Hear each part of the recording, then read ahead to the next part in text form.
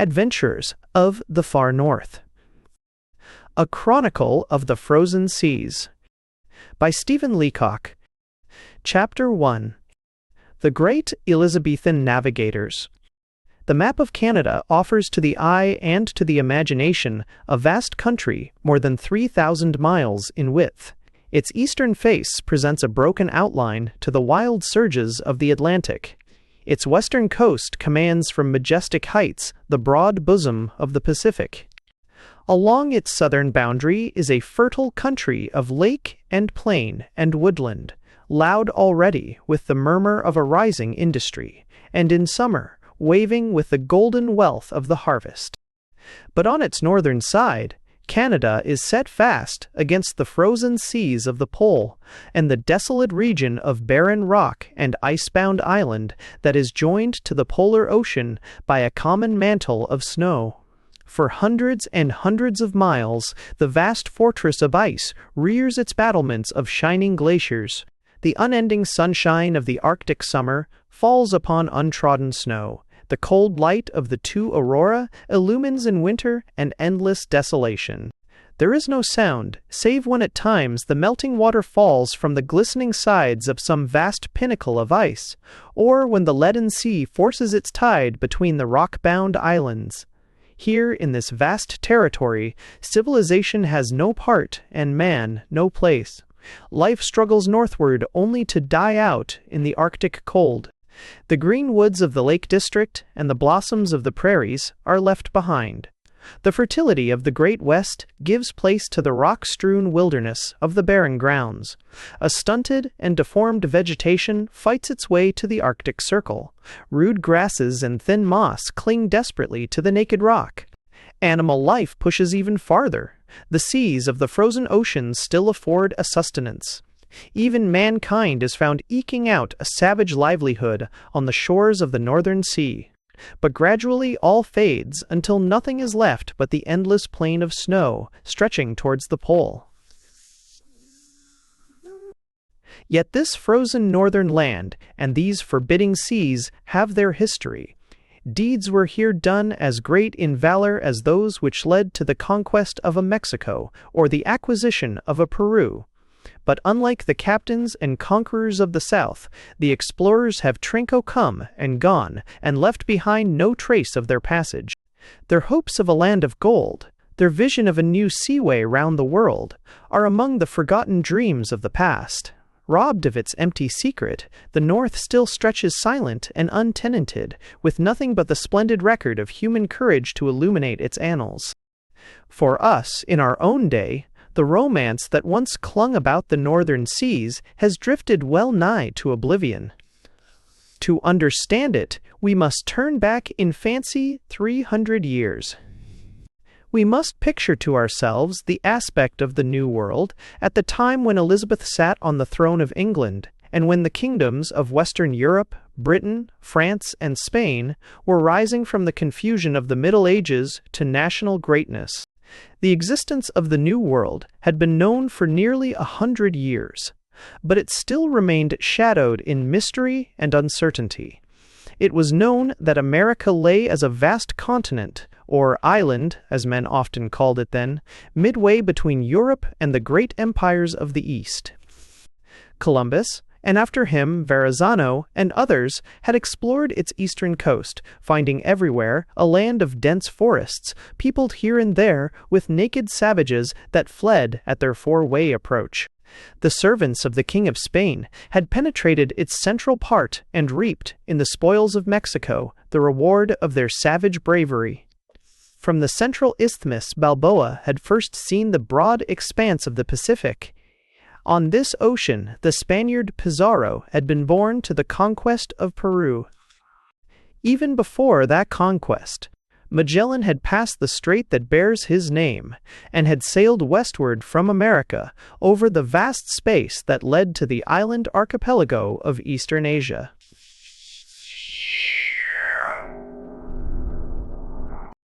Far towards the northern end of the great island, the fishermen of the Channel ports had found their way in yearly sailings to the cod banks of Newfoundland. There, They had witnessed the silent procession of the great icebergs that swept out of the frozen seas of the north, and spoke of oceans still unknown, leading one knew not whither.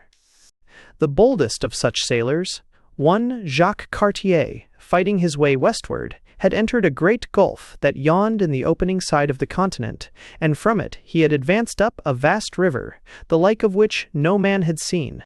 Hundreds of miles from the gulf, he had found villages of savages, who pointed still westward, and told him of wonderful countries of gold and silver that lay beyond the palisaded settlement of Hochelaga. Fifth, even see worken to 5 time, and burgessed. But the discoveries of Columbus, and those who followed him, had not solved, but had only opened the mystery of the western seas. True, a way to the Asiatic Empire had been found. Road discovered by the Portuguese round the base of Africa was known, but it was long and arduous beyond description. Even more arduous was the seaway found by Magellan. The whole side of the continent must be traversed. The dreadful terrors of the straits that separate South America from the land of fire must be essayed, and beyond that, a voyage of 13,000 miles across the Pacific, during which the little caravels must slowly make their way northward again till the latitude of Cathay was reached, parallel to that of Spain itself. For any other seaway to Asia, the known coastline of America offered an impassable barrier. In only one region, and that as yet unknown, might an easier and more direct way be found towards the eastern empires. This was by way of the northern seas, either round the top of Asia, or, more direct still, perhaps, by entering those ice-bound seas that lay beyond the great banks of Newfoundland and the coastal waters visited by Jacques Cartier. Into the entrance of these waters, the ships of the Cabots flying the 6-time English flag had already made their way at the close of the 15th century. They seem to have reached as far, or nearly as far, as the northern limits of Labrador, and Sebastian Cabot had said that beyond the point reached by their ships, the sea opened out before them to the west. No further exploration was made, indeed, for 3/4 of a century after the Cabots, but from this time on, the idea of a northwest passage and the possibility of a great achievement in this direction remained as a tradition with English seamen. It was natural, then, that the English sailors of the 16th century should turn to the northern seas. The eastern passage from the German Ocean round the top of Russia and Asia was first attempted. As early as the reign of Edward VI, a company of adventurers, commonly called the Muscovy Company, sailed their ships round the north of Norway and opened a connection with Russia by way of the White Sea. But the sailing masters of the company tried in vain to find a passage in this direction to the east. Their ships reached as far as the Kara Sea at about the point where the present boundary of European Russia separates it from Siberia. Beyond this extended countless leagues of 7ts impassable ice and the rock-bound desolation of northern Asia. It remained to seek a passage in the opposite direction by way of the Arctic seas that lay above America. To find such a passage, and with it a ready access to Cathay and the Indies, became one of the great ambitions of the Elizabethan age.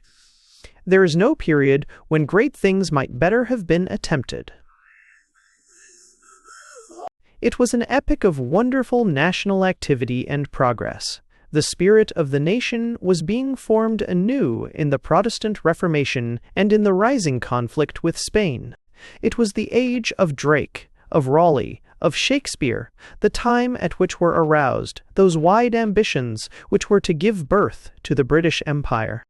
In thinking of the exploits of these Elizabethan sailors in the Arctic seas, we must try to place ourselves at their point of view and dismiss from our minds our own knowledge of the desolate and hopeless region against which their efforts were directed.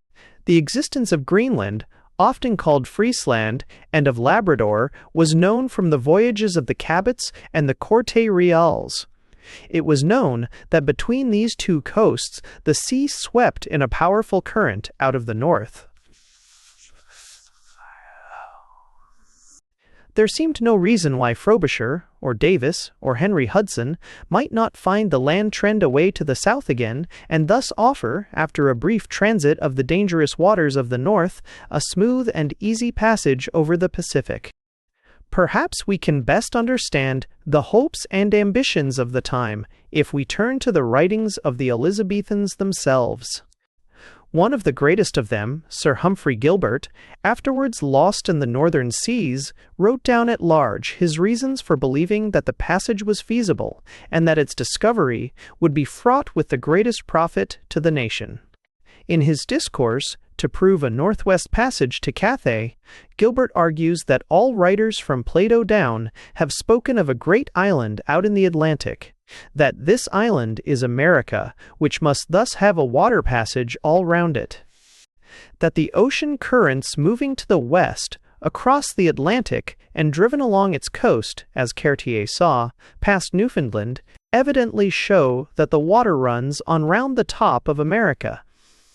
A northwest passage must therefore exist. 9. It were the only way for our princes, he wrote, to possess themselves of the wealth of all the east parts of the world, which is infinite. Through the shortness of the voyage, we should be able to sell all manner of merchandise brought from thence far better cheap than either the Portugal or Spaniard doth or may do. Also, we might sail to divers very rich countries, both civil and others, out of both their jurisdiction, that of the Portuguese and Spaniards, where there is to be found great abundance of gold, silver, precious stones, cloth of gold, silks, all manner of spices, grocery wares, and other kinds of merchandise of an inestimable price. Gilbert also speaks of the possibility of colonizing the regions thus to be discovered. The quaint language in which he describes the chances of what is now called imperial expansion is not without its irony. We might inhabit some part of those countries, he says, and settle there such needy people of our country, which now trouble the Commonwealth, and through want here at home are enforced to commit to fate sense none, outrageous offences whereby they are daily consumed with the gallows. We shall also have occasion to set poor men's children to learn handicrafts, and thereby to make trifles and such like, which the Indians and those people do much esteem, by reason whereof there should be none occasion to have our country cumbered with loiterers, vagabonds, and such like idle persons. Undoubtedly, Gilbert's way of thinking was also that of many of the great statesmen and sailors of his day. Especially was this the case with Sir Martin Frobisher, a man, we are told, thoroughly furnished with knowledge of the sphere and all other skills appertaining to the art of navigation. The Northwest Passage became the dream of Frobisher's ambition. Year after year he vainly besought the Queen's councillors to sanction an expedition, but the opposition of the powerful Muscovy Company was thrown against the project. Frobisher, although supported by the influence of the Earl of Warwick, agitated and argued in vain for 15 years, till at last, in 1574, the necessary license was granted, and the countenance of the Queen was assured to the enterprise. Even then, about 2 years, 111 pier passed before the preparations could be completed. Frobisher's first expedition was on a humble scale. His company numbered in all 35 men. They embarked in 2 small barques, the Gabriel and the Michael, neither of them of more than 25 tons, and a pinnace of 10 tons. They carried food for a year.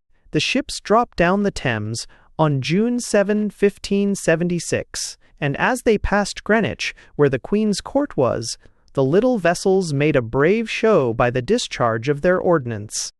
Elizabeth waved her hand from a window to the departing ships and sent one of her gentlemen aboard to say that she had a good liking of their doings. From such small acts of royal graciousness has often sprung a wonderful devotion. Frobisher's little ships struck boldly out on the Atlantic.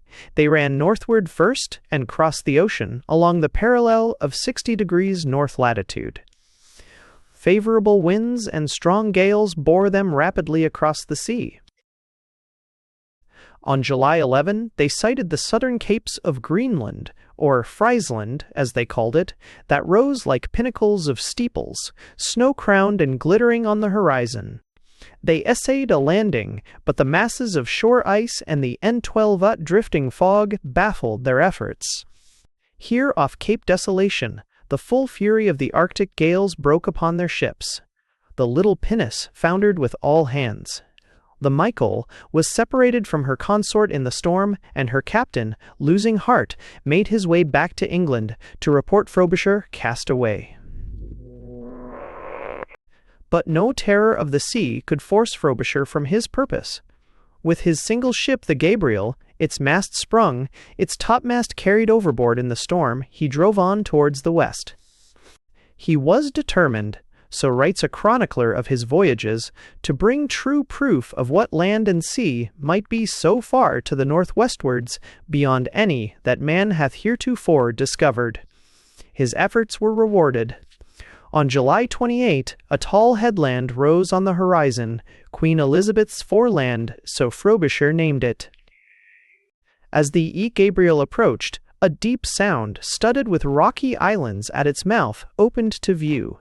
Its position shows that the vessel had been carried northward and westward, past the coast of Labrador and the entrance of Hudson Strait. The voyagers had found their way to the vast polar island, now known as Baffin Island. Into this, at the point which the ship had reached, there extends a deep inlet, 130 teg, called after its discoverer, Frobisher's Strait. He judged that the land seen to the north was part of Asia, reaching out and overlapping the American continent. For many days, heavy weather and fog and the danger of the drifting ice prevented a landing. They found before them a desolate and uninviting prospect, a rock-bound coast fringed with islands and with the huge masses of grounded icebergs. For nearly a month, Frobisher's ship stood on and off the coast. Fresh water was taken on board. In a convenient spot, the ship was beached, and at low tide repairs were made, and leaks were stopped in the strained timbers of her hull. In the third week, canoes of savages were seen, and presently the natives were induced to come on board the Gabriel and barter furs for looking-glasses and trinkets. The savages were like Tartars, with long black hair, broad faces, and flat noses. They seemed friendly and well-disposed. 5 of the English 140 sailors ventured to join the natives on land, contrary to the express orders of the captain. They never returned, nor could any of the savages be afterwards induced to come within reach. One man only, paddling in the sea in his skin canoe, was enticed to the ship's side by the tinkling of a little bell, and so seized and carried away. After a week's delay, the Gabriel set sail on August 26 for home, and in spite of terrific gales, was safely back at her anchorage at Harwich early in October. Contrary to what we should suppose, the voyage was viewed as a brilliant success. The Queen herself named the newly found rocks and islands Meta Incognita.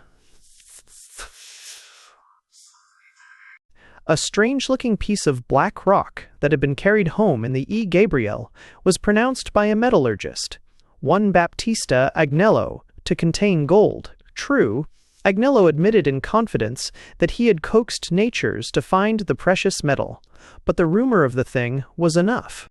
The cupidity of the London merchants was added to the ambitions of the court. There was no trouble about finding 15 sea ships and immediate funds for a second expedition. The new enterprise was carried out in the following year, 1577. The Gabriel and the Michael sailed again, and with them one of the Queen's ships, the ADE. This time, the company included a number of soldiers and gentlemen adventurers. The main object was not the discovery of the passage, but the search for gold. The expedition sailed out of Harwich on May 31, 1577, following the route by the north of Scotland. A week's sail brought the ships with a merry wind to the Orkneys. Here a day or so was spent in obtaining water. The inhabitants of these remote islands were found living in stone huts in a condition almost as primitive as that of American savages. The good man, wife, children, and other members of the family, wrote Master Settle, one of Frobisher's company, eat and sleep on one side of the house and the cattle on the other, very beastly and rude. From the Orkneys, the ships pursued a very northerly course, entering within the Arctic Circle and sailing in the perpetual sunlight of the polar day. Near Iceland, they saw huge pine trees drifting, roots and all, across the ocean. Wild storms. 116 beset them as they passed the desolate capes of Greenland. At length, on July 16, the navigators found themselves off the headlands of Meta Incognita. Here, Frobisher and his men spent the summer. The coast and waters were searched as far as the inclement climate allowed. The savages were fierce and unfriendly. A few poor rags of clothing found among the rocks bespoke the fate of the sailors of the year before. Fierce conflicts with the natives followed. Several were captured. One woman, so hideous and wrinkled with age that the mariners thought her a witch, was released in pious awe. A younger woman, with a baby at her back, was carried captive to the English ships. The natives in return watched their opportunity and fell fiercely on the English as occasion offered, leaping headlong from the rocks into the sea, rather than submit to capture. To the perils of conflict was added the perpetual danger of moving ice. Even in the summer seas, great gales blew, and giant masses of ice drove furiously through the strait. No passage was possible. In vain, Frobisher landed on both the northern and the southern sides and tried to penetrate the rugged country. All about the land was barren and forbidding. 117s. Mountains of rough stone, crowned with snow, blocked the way. No trees were seen, and no vegetation except a scant grass here and there upon the flatter spaces of the rocks. But neither the terrors of the ice nor the fear of the savages could damp the ardor of the explorers. The landing of Frobisher and his men on Meta Incognita was carried out with something of the pomp dear to an age of chivalrous display that marked the landing of Columbus on the tropic island of San Salvador.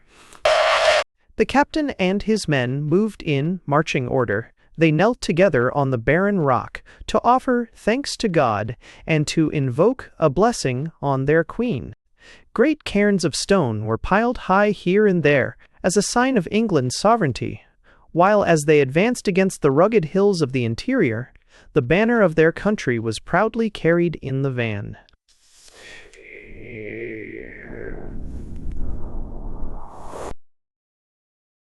It was with the ardor of treasure-seekers that they fell to their task, forgetting in the lust for gold the chill horror of their surroundings. And, when the Arctic sunlight glittered on the splintered edges of the rocks, the crevices of the barren stone seemed to the excited minds of the explorers to be filled with virgin gold carried by subterranean 100 AEC streams. The 3 ships were loaded deep with worthless stone, a fitting irony on their quest. Then, at the end of August, they were turned again eastward for England. Tempest and fog enveloped their passage. The ships were driven asunder. Each thought the others lost.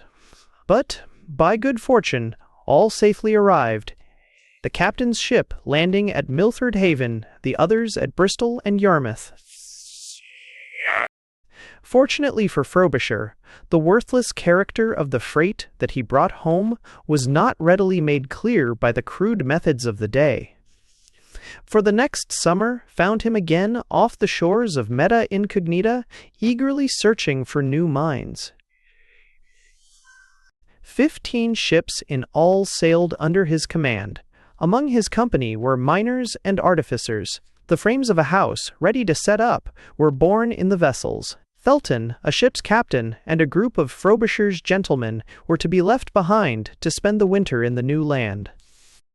From the first, the voyage was inauspicious. The ships had scarcely entered the straits before a great storm broke upon them. Land and sea were blotted out in driving snow. The open water into which they had sailed was soon 19 filled with great masses of ice, which the tempest cast furiously against the ships. To their horror, the barque Dionyse, rammed by the ice, went down in the swirling waters. With her she carried all her cargo, including a part of the timbers of the house destined for the winter's habitation. But the stout courage of the mariners was undismayed. All through the evening and the night they fought against the ice. With capstan bars, with boats' oars, and with great planks they thrust it from the ships. Some of the men leaped down upon the moving floes and bore with might and main against the ships to break the shock.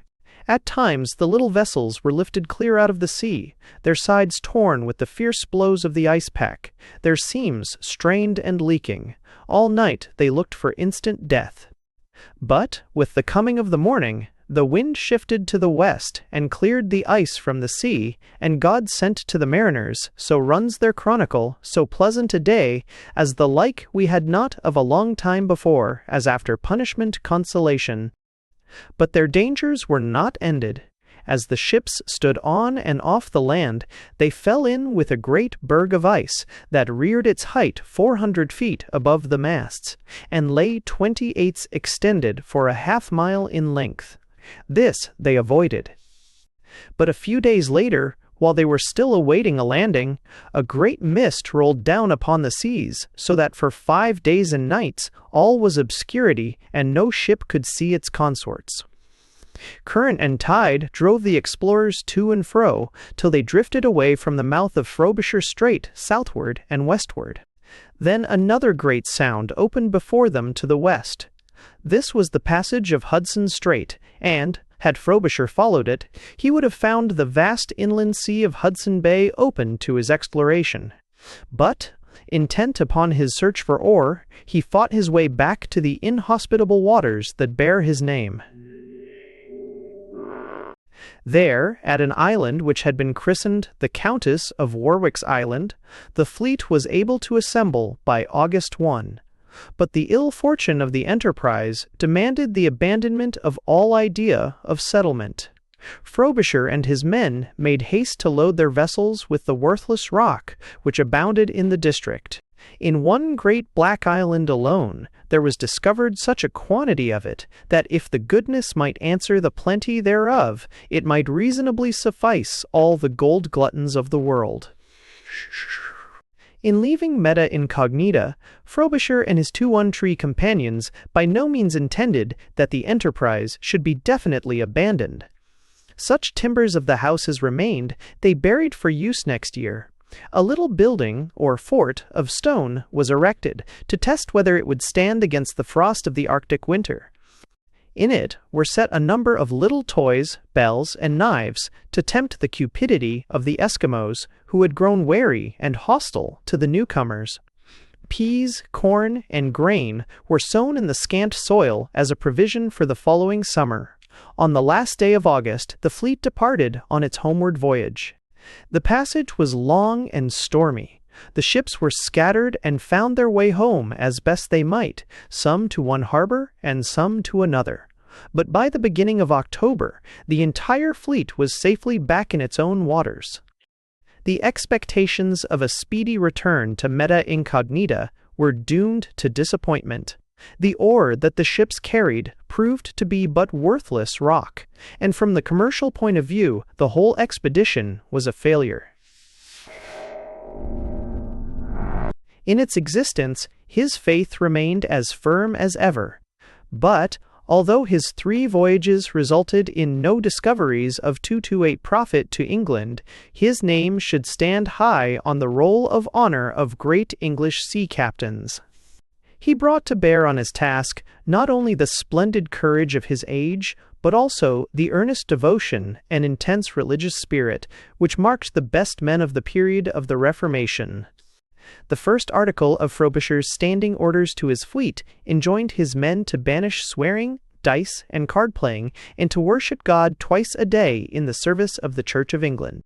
The watchword of the fleet, to be called out in fog or darkness as a means of recognition, was, "Before the world was God," and the answer shouted back across the darkness, "After God came Christ his Son." At all convenient times and places, sermons were preached to the company of the fleet by Frobisher's chaplain, Master Wolfall, a godly man who had left behind in England a large living and a good honest woman to wife, and very towardly children, in order to spread the gospel in the new land. Frobisher's personal bravery was of the highest order. We read how in the rage of a storm he would venture tasks from which even his boldest sailors shrank in fear. Once, when his ship was thrown on her beam ends and the water poured into the waist, the commander worked his way along 23 fours the lee side of the vessel, engulfed in the roaring surges, to free the sheets. With these qualities, Martin Frobisher combined a singular humanity towards both those whom he commanded and natives with whom he dealt. It is to be regretted that a man of such high character and ability should have spent his efforts on so vain a task. Although the gold mines of Meta Incognita had become discredited, it was not long before hope began to revive in the hearts of the English merchants. The new country produced at least valuable sealskins. There was always the chance, too, that a lucky discovery of a western passage might bring fabulous wealth to the merchant adventurers. It thus happened that not many years elapsed before certain wealthy men of London and the West Country, especially one, Master William Sanderson, backed by various gentlemen of the court, decided to make another venture. They chose as their captain and chief pilot John Davis, who had already acquired a reputation as a bold and skillful mariner.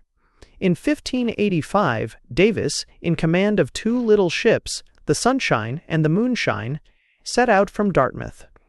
The memory of this explorer will always be associated with the great 24 Strait, or arm of the sea, which separates Greenland from the Arctic islands of Canada and which bears his name.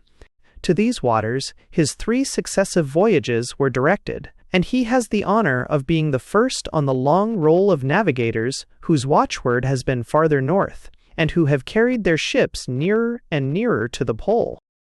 Davis started by way of the English Channel and lay storm-bound for 12 days under the Scilly Islands, a circumstance which bears witness to the imperfect means of navigation of the day and to the courage of seamen.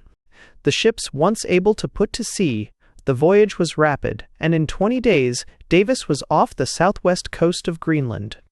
All about the ships were fog and mist, and a great roaring noise which the sailors thought must be the sea breaking on a beach. They lay thus for a day, trying in vain for soundings and firing guns in order to know the whereabouts of the ships. They lowered their boats and found that the roaring noise came from the grinding of the ice pack that lay all about them. Next day, the fog cleared and revealed the coast, which they said was the most deformed, rocky, and mountainous land that ever they saw. This was Greenland. The commander, 25 Erse, suiting a name to the miserable prospect before him, called it the Land of Desolation. Davis spent nearly a fortnight on the coast. There was little in the inhospitable country to encourage his exploration. Great cliffs were seen glittering as with gold or crystal, but the ore was the same as that which Frobisher had brought from Meta Incognita, and the voyagers had been warned.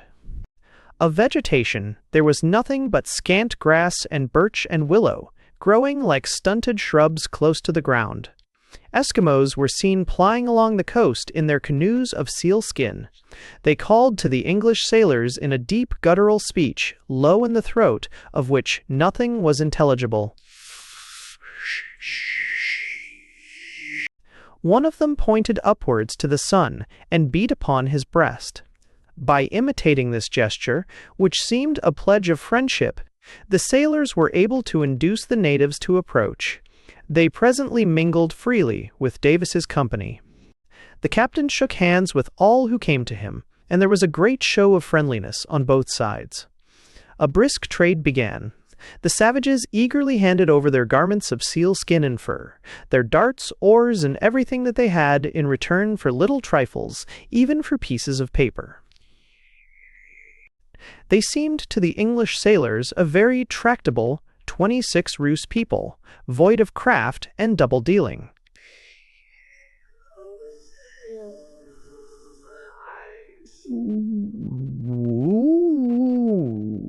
Seeing that the English were eager to obtain furs, they pointed to the hills inland, as if to indicate that they should go and bring a large supply. But Davis was anxious for further exploration, and would not delay his ships. On August 4th, the wind being fair, he put to sea, directing his course to the northwest. In 5 days he reached the land on the other side of Davis Strait. This was the shore of what is now called Baffin Island, in latitude 66°.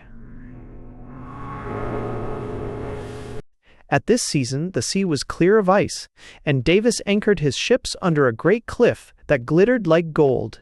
He called it Mount Raleigh, and the sound which opened out beside it, Exeter Sound.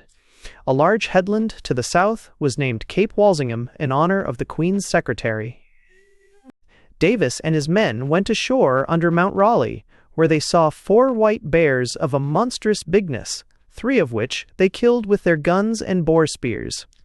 There were low shrubs growing among the cliffs and flowers like primroses. But the whole country, as far as they could see, was without wood or grass. Nothing was in sight except the open iceless sea to the east, and on the land side 27D's great mountains of stone. Though the land offered nothing to their search, the air was moderate and the weather singularly mild. The broad sheet of open water, of the very color of the ocean itself, buoyed up their hopes of the discovery of the Western Passage. Davis turned his ships to the south, coasting the shore. Here and there, signs of man were seen, a pile of stones fashioned into a rude wall, and a human skull lying upon the rock. The howling of wolves, as the sailors thought it, was heard along the shore, but when 2 of these animals were killed, they were seen to be dogs like mastiffs, with sharp ears and bushy tails. A little farther on, sleds were found, one made of wood and sawn boards, the other of whalebone. Presently, the coastline was broken into a network of barren islands, with great sounds between. When Davis sailed southward, he reached and passed the strait that had been the scene of Frobisher's adventures, and, like Frobisher himself, also passed by the opening of Hudson's Strait. Davis was convinced that somewhere on this route was the passage that he sought, but the winds blew hard from the west, rendering it difficult to prosecute his search. The short season was already closing in, and it was dangerous to 28 Rieslinger. Reluctantly, the ships were turned homeward, and, though separated at sea, the Sunshine and the Moonshine arrived safely at Dartmouth within 2 hours of each other. While this first expedition had met with no conspicuous material success, Davis was yet able to make 2 other voyages to the same region in the 2 following seasons. In his second voyage, that of 1586, he sailed along the edge of the continent from above the Arctic Circle to the coast of Labrador, a distance of several hundred miles.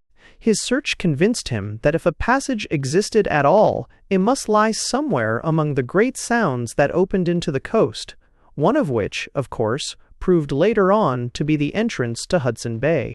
Moreover, Davis began to see that, owing to the great quantity of whales in the northern waters, and the ease with which seal skins and furs could be bought from the natives, these ventures might be made a source of profit, whether the Western Passage was found or not. In his second voyage alone, he bought from the Eskimos 500 seal skins.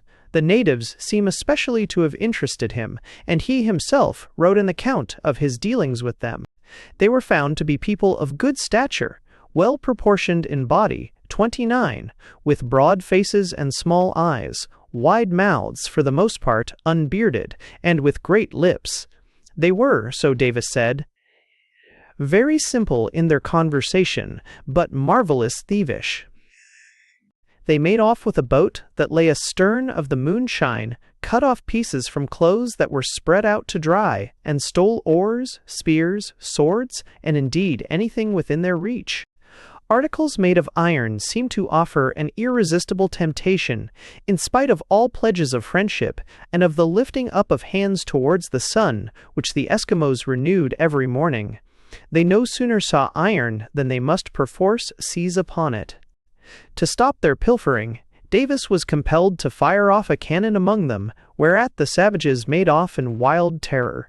But in a few hours they came flocking back again, holding up their hands to the sun and begging to be friends. "When I perceived this," said Davis, "it did but minister unto me an occasion of laughter to see their simplicity, and I willed that in no case should they be any more hardly used, but that our own company should be more vigilant to keep their things, supposing it to be very hard in so short a time to make them know their own evils. The natives ate all their meat raw, lived 3 days mostly on fish, and ate grass and ice with delight. They were rarely out of the water, but lived in the nature of fishes except when dead sleep took them, and they lay down exhausted in a warm hollow of the rocks." But Frobisher's experience seems to have made him loath to hunt for mineral treasure. On his last voyage, 1587, Davis made a desperate attempt to find the desired passage by striking boldly towards the far north. He skirted the west shore of Greenland, and with favorable winds ran as far north as 72 deg. 12, thus coming into the great sheet of polar water now called Baffin Bay. This was at the end of the month of June. In these regions there was perpetual day, the sun sweeping in a great circle about the heavens and standing 5 degrees above the horizon, even at midnight. To the northward and westward, as far as could be seen, there was nothing but open sea. Davis thought himself almost in sight of the goal. Then the wind turned and blew fiercely out of the north. Unable to advance, Davis drove westward across the path of the gale. At 40 leagues from Greenland, he came upon a sheet of ice that forced him to turn back 31 towards the south. "There was no ice towards the north," he wrote, in relating his experience, "but a great sea, free, large, very salt and blue, and of an unsearchable depth. It seemed most manifest that the passage was free and without impediment towards the north." When Davis returned home, he was still eager to try again. But the situation was changed. Walsingham, who had encouraged his enterprise, was dead, and the whole energy of the nation was absorbed in the great struggle with Spain. Davis sailed no more to the northern seas. With each succeeding decade, it became clear that the hopes aroused by the New World lay not in finding a passage by the ice-blocked sounds of the north, but in occupying the vast continent of America itself. Many voyages were indeed attempted before the hope of a northern passage to the Indies was laid aside. Weymouth, Knight, and others followed in the track of Frobisher and Davis, but nothing new was found. The seafaring spirit and the restless adventure which characterized the Elizabethan period outlived the great queen. The famous voyage of Henry Hudson in 1610 revealed the existence of the great inland sea which bears his name. Sui 22 Hudson, already famous as an explorer and for his discovery of the Hudson River, was sent out by Sir John Wolstenholme and Sir Dudley Digges to find the Northwest Passage. The story of his passage of the strait, his discovery of the Great Bay, the mutiny of his men, and his tragic and mysterious fate forms one of the most thrilling narratives in the history of exploration. But it belongs rather to the romantic story of the great company whose corporate title recalls his name and memory than to the present narrative. After Hudson came the exploits of Bylot, one of his pilots, and a survivor of the tragedy, and of William Baffin, who tried to follow Davis's lead in searching for the Western Passage in the very confines of the Polar Sea. Finally, there came 1631, the voyage of Captain Luke Fox, who traversed the whole western coast of Hudson Bay and proved that from the main body of its waters there was no outlet to the Pacific. The hope of a northwest passage in the form of a wide and glittering sea, an easy passage to Asia, was dead. Other causes were added to divert attention from the northern waters. The definite foundation of the colonies of Virginia and Massachusetts Bay opened the path to new '33 hopes and even wider ambitions of empire. Then, as the 17th century moved on its course, the shadow of civil strife fell dark over England. The fierce struggle of the Great Rebellion ended for a time all adventure overseas. When it had passed, the days of bold seafarers, gazing westward from the decks of their little caravels over the glittering ice of the Arctic for a pathway to the Orient, were gone, and the first period of northern adventure had come to an end. 34. Saith. Chapter 2. Hernus' Overland Journey to the Northern Ocean. In course of time, the inaccurate knowledge and vague hopes of the early navigators were exchanged for more definite ideas in regard to the American continent. The progress of discovery along the Pacific side of the continent and the occupation by the Spaniards of the coast of California led to a truer conception of the immense breadth of North America. Voyages across the Pacific to the Philippines revealed the great distance to be traversed in order to reach the Orient by the western route. At the same time, the voyages of Captain Fox and his contemporary Captain James had proved Hudson Bay to be an enclosed sea. In consequence, for about a century, no further attempt was made to find a northwest passage. In the meantime, the English came into connection with the far north in a different way. I-35. The early explorers had brought home the news of the extraordinary wealth of America in fur-bearing animals. Soon, the fur trade became the most important feature of the settlements on the American coast, and from both New England and New France, enormous quantities of furs were exported to Europe. This commerce was with the Indians, and everything depended upon a ready and convenient access to the interior. Thus it came about that when the peculiar configuration of Hudson Bay was known to combine an access to the remotest parts of the continent with a short sea passage to Europe, its shores naturally offered themselves as the proper scene of the trade in furs. The great rivers that flowed into the bay, the Severn, the Nelson, the Albany, the Rupert, offered a connection in all directions with the dense forests and the broad plains of the interior. The two competing nations both found their way to the Great Bay, the English by sea through Hudson Strait, the French overland by the Portage Way from the upper valley of the Ottawa. So it happened that there was established by royal charter in 1670 that notable body whose corporate title is the Governor and Company of Adventurers of 36 England, trading into Hudson's Bay.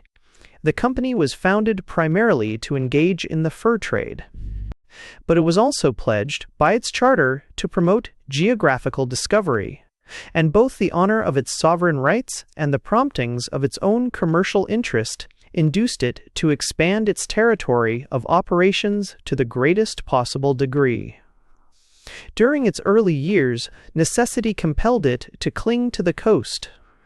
Its operations were confined to forts at the mouth of the Nelson, the Churchill, and other rivers to which the Indian traders annually descended with their loads of furs.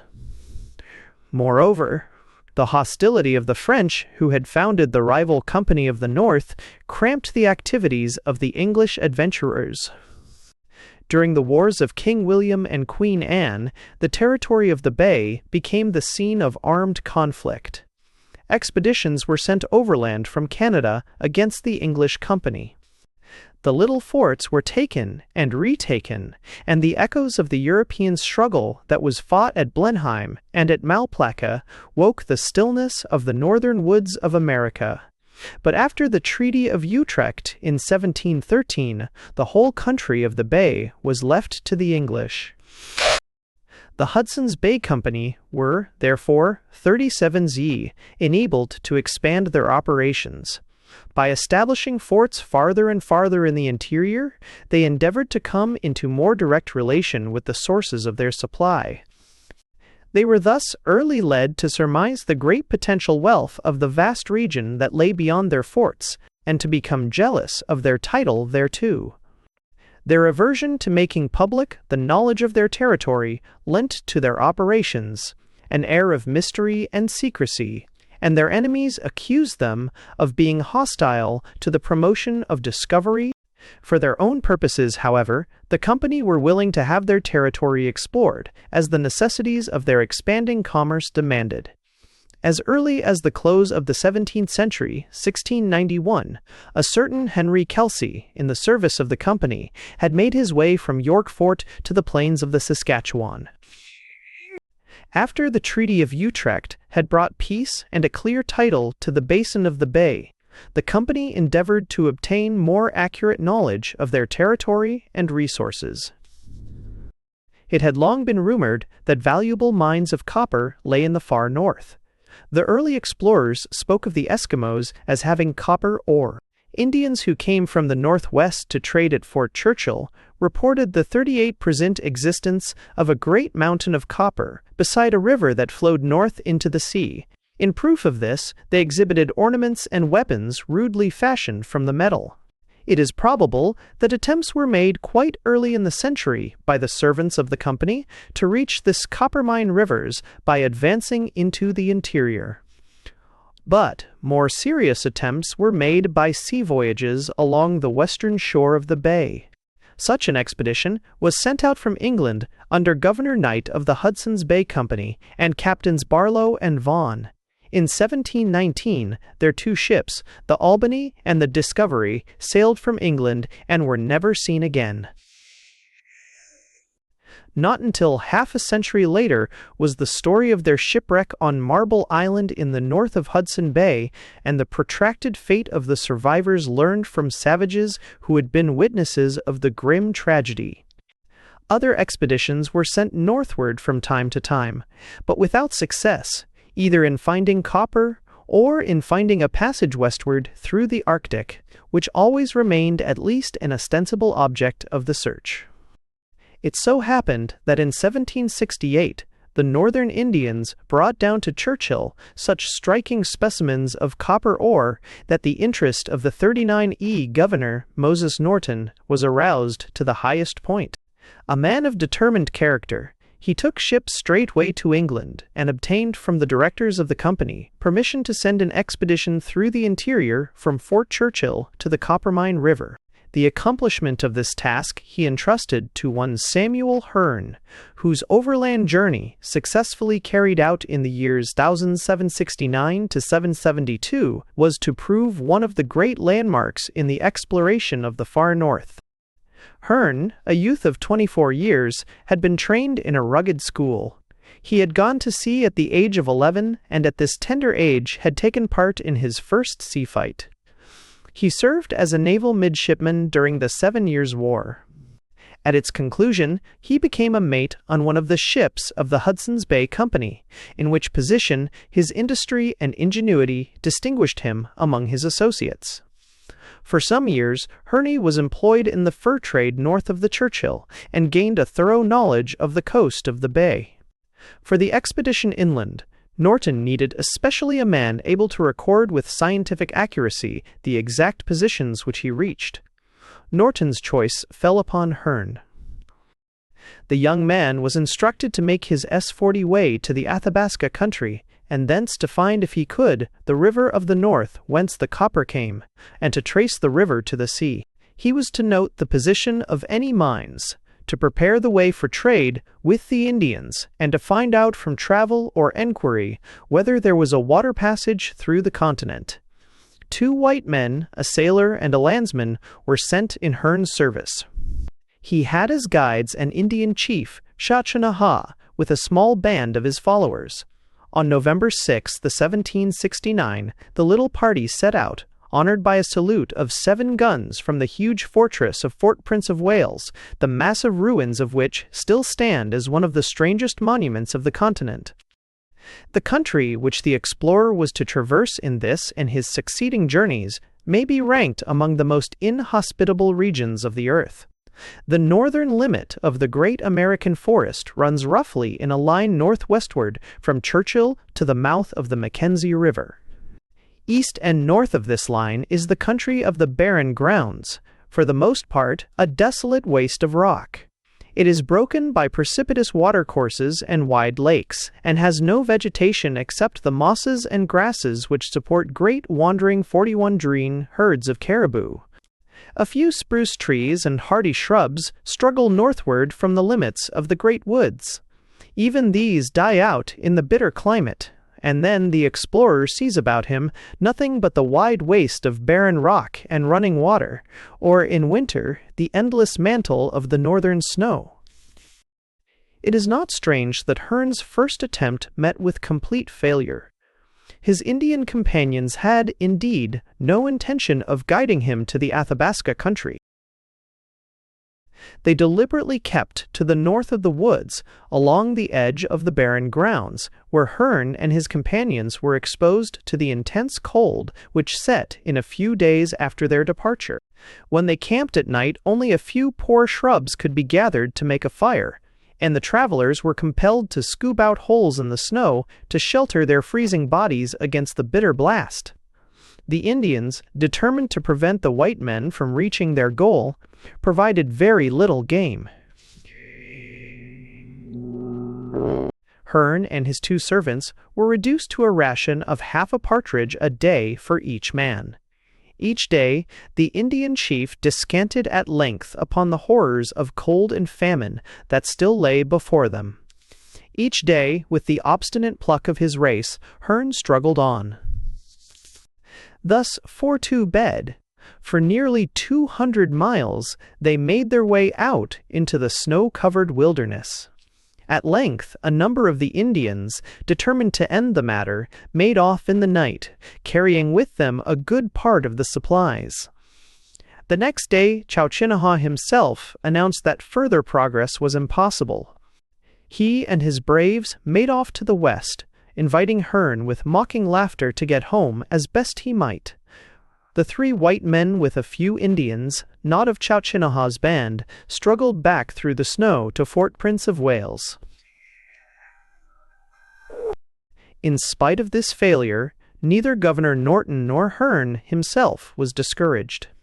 In less than 3 months, on February 23, 1770, Hearne was off again for the north.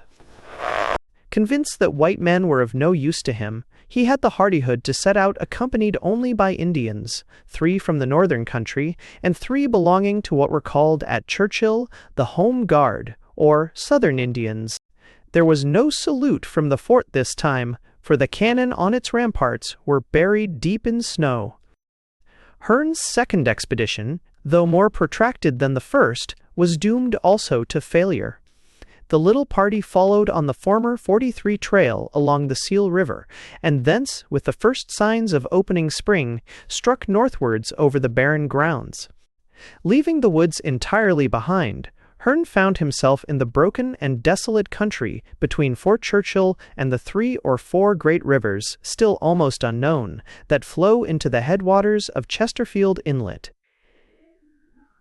Snowshoes became a useless encumbrance, and on the 10th of the month, even the sledges were abandoned.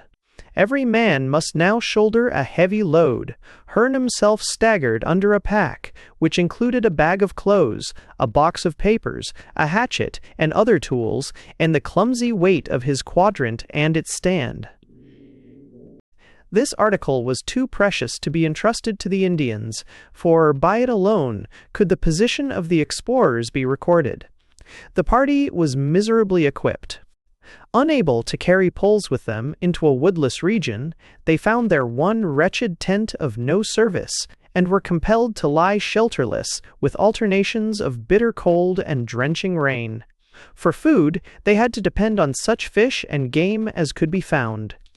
In most cases it was eaten raw, as they had nothing with which to make a fire. 44s. Worse still, for days together, food failed them.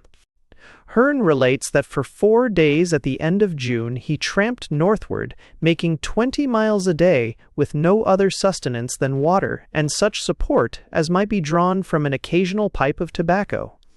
Intermittent starvation so enfeebled his digestion that the eating of food, when found, caused severe pain. Once for 7 days the party had no other food than a few wild berries, some old leather, and some burnt bones. On such occasions as this, Hearn tells us, his Indians would examine their wardrobe to see what part could be best spared and stay their hunger, with a piece of rotten deerskin or a pair of worn-out moccasins. As they made their way northward, the party occasionally crossed small rivers running north and east, but of so little depth that they were able to ford them. Presently, however, one great river proved too deep to cross on foot. It ran northeast. Hearn's Indians called it the Cathawachaga, and the Canadian explorer Tyrrell identifies it with the river now called the Kazan. On the northern side of the Cathawachaga, Hearn and his men rested for a week, finding 45th a few deer and catching fish. As the guides now said that in the country beyond there were other large rivers, Hearn bought a canoe from one of the Indians and gave in exchange for it a knife which had cost a penny in England.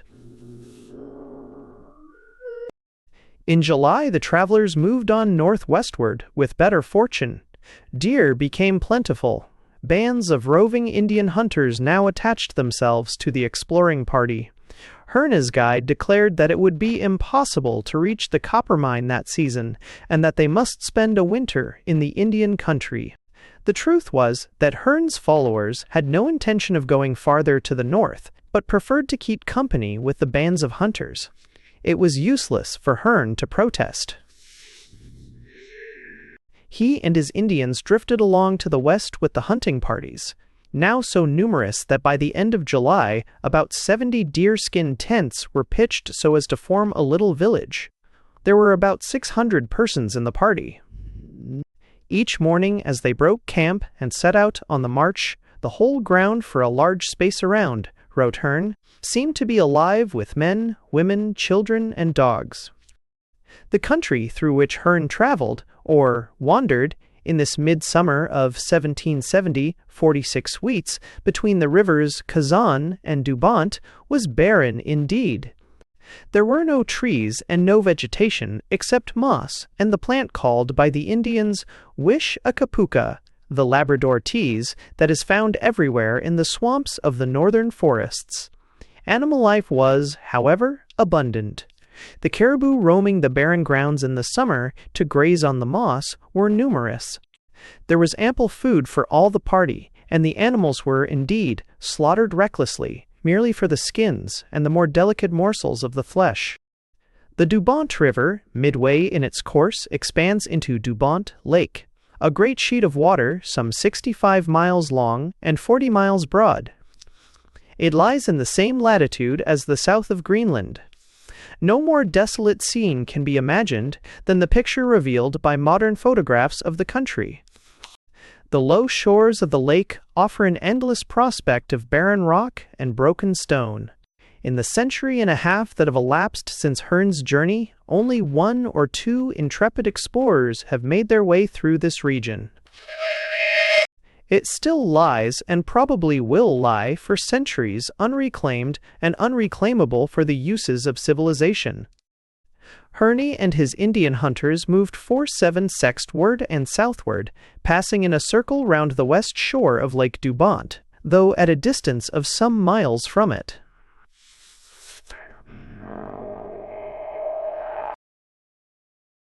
They were hundreds of miles away even from the headwaters of the copper mine. The season was already late. The Indian guides were quite unmanageable, while the natives whom Hearn met clamored greedily for European wares, ammunition, and medicine, and cried out in disgust at his inability to supply their wants. Then came an accident, fortunate perhaps, that compelled Hearn to abandon his enterprise. While he was taking his noon observations, which showed him to be in latitude 63 deg, tens north. He left his quadrant standing and sat down on the rocks to eat his dinner. A sudden gust of wind dashed the delicate instrument to the ground, where it lay in fragments. This capped the climax. Unable any longer to ascertain his exact whereabouts, with no trustworthy guidance and no prospect of winter supplies or equipment, Hearn turned back towards the south. This was on August 12th, after a journey of nearly 6 months into the unknown north. The return occupied 3 months and a 4/8 first half. They were filled with hardship. On the very first day of the long march, a band of Indians from the north, finding Hearn defenseless, plundered him of well-nigh all he had.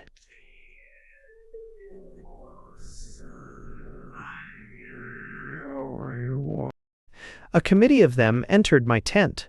The ringleader seated himself on my left hand.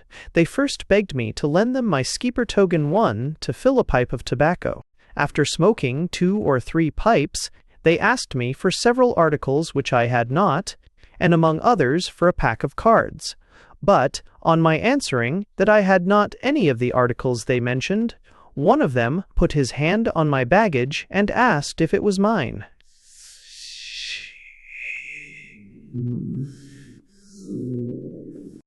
Before I could answer in the affirmative, he and the rest of his companions, 6 in numbers, had all my treasures spread on the ground.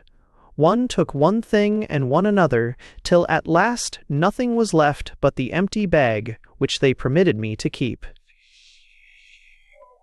From his Indian guides, also, the marauders took all they had except their guns, a little ammunition, and a few tools.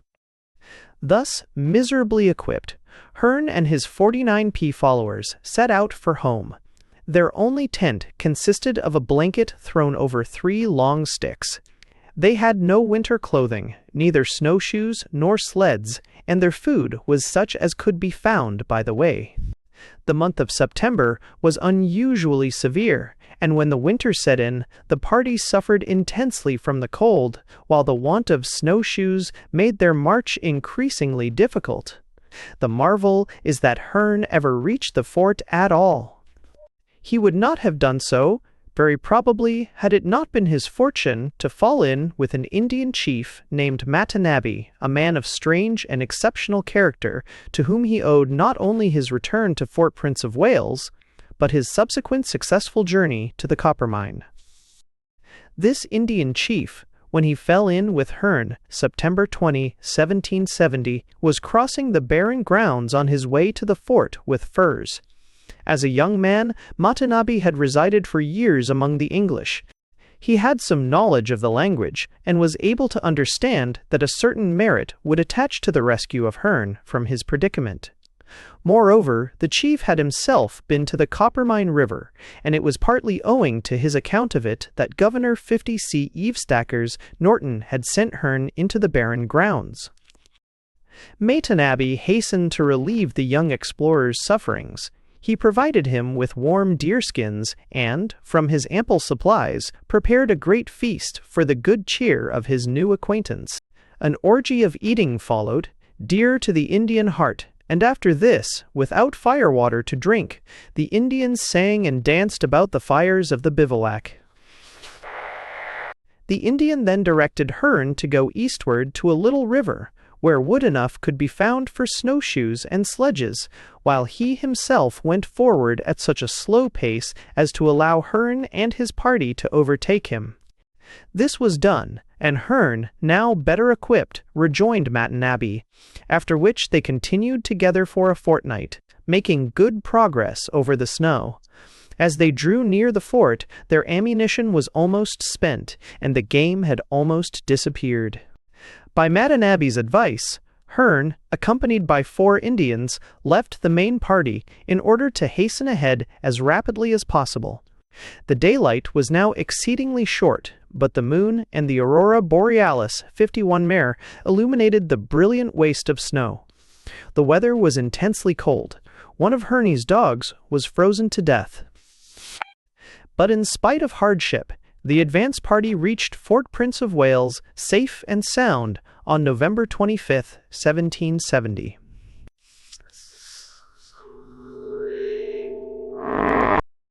Strange as it may seem, Hearn was off again in less than a fortnight on his third quest of the copper mine.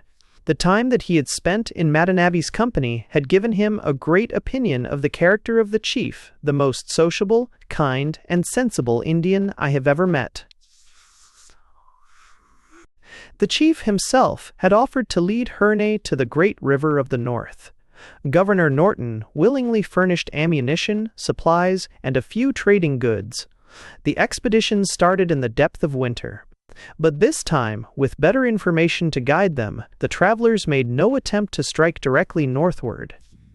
Instead, they moved towards the west so as to cross the lower reaches of the barren grounds as soon as possible, and proceed northward by way of the basin of the Great Slave Lake, where they would find a wooded country reaching far to the north.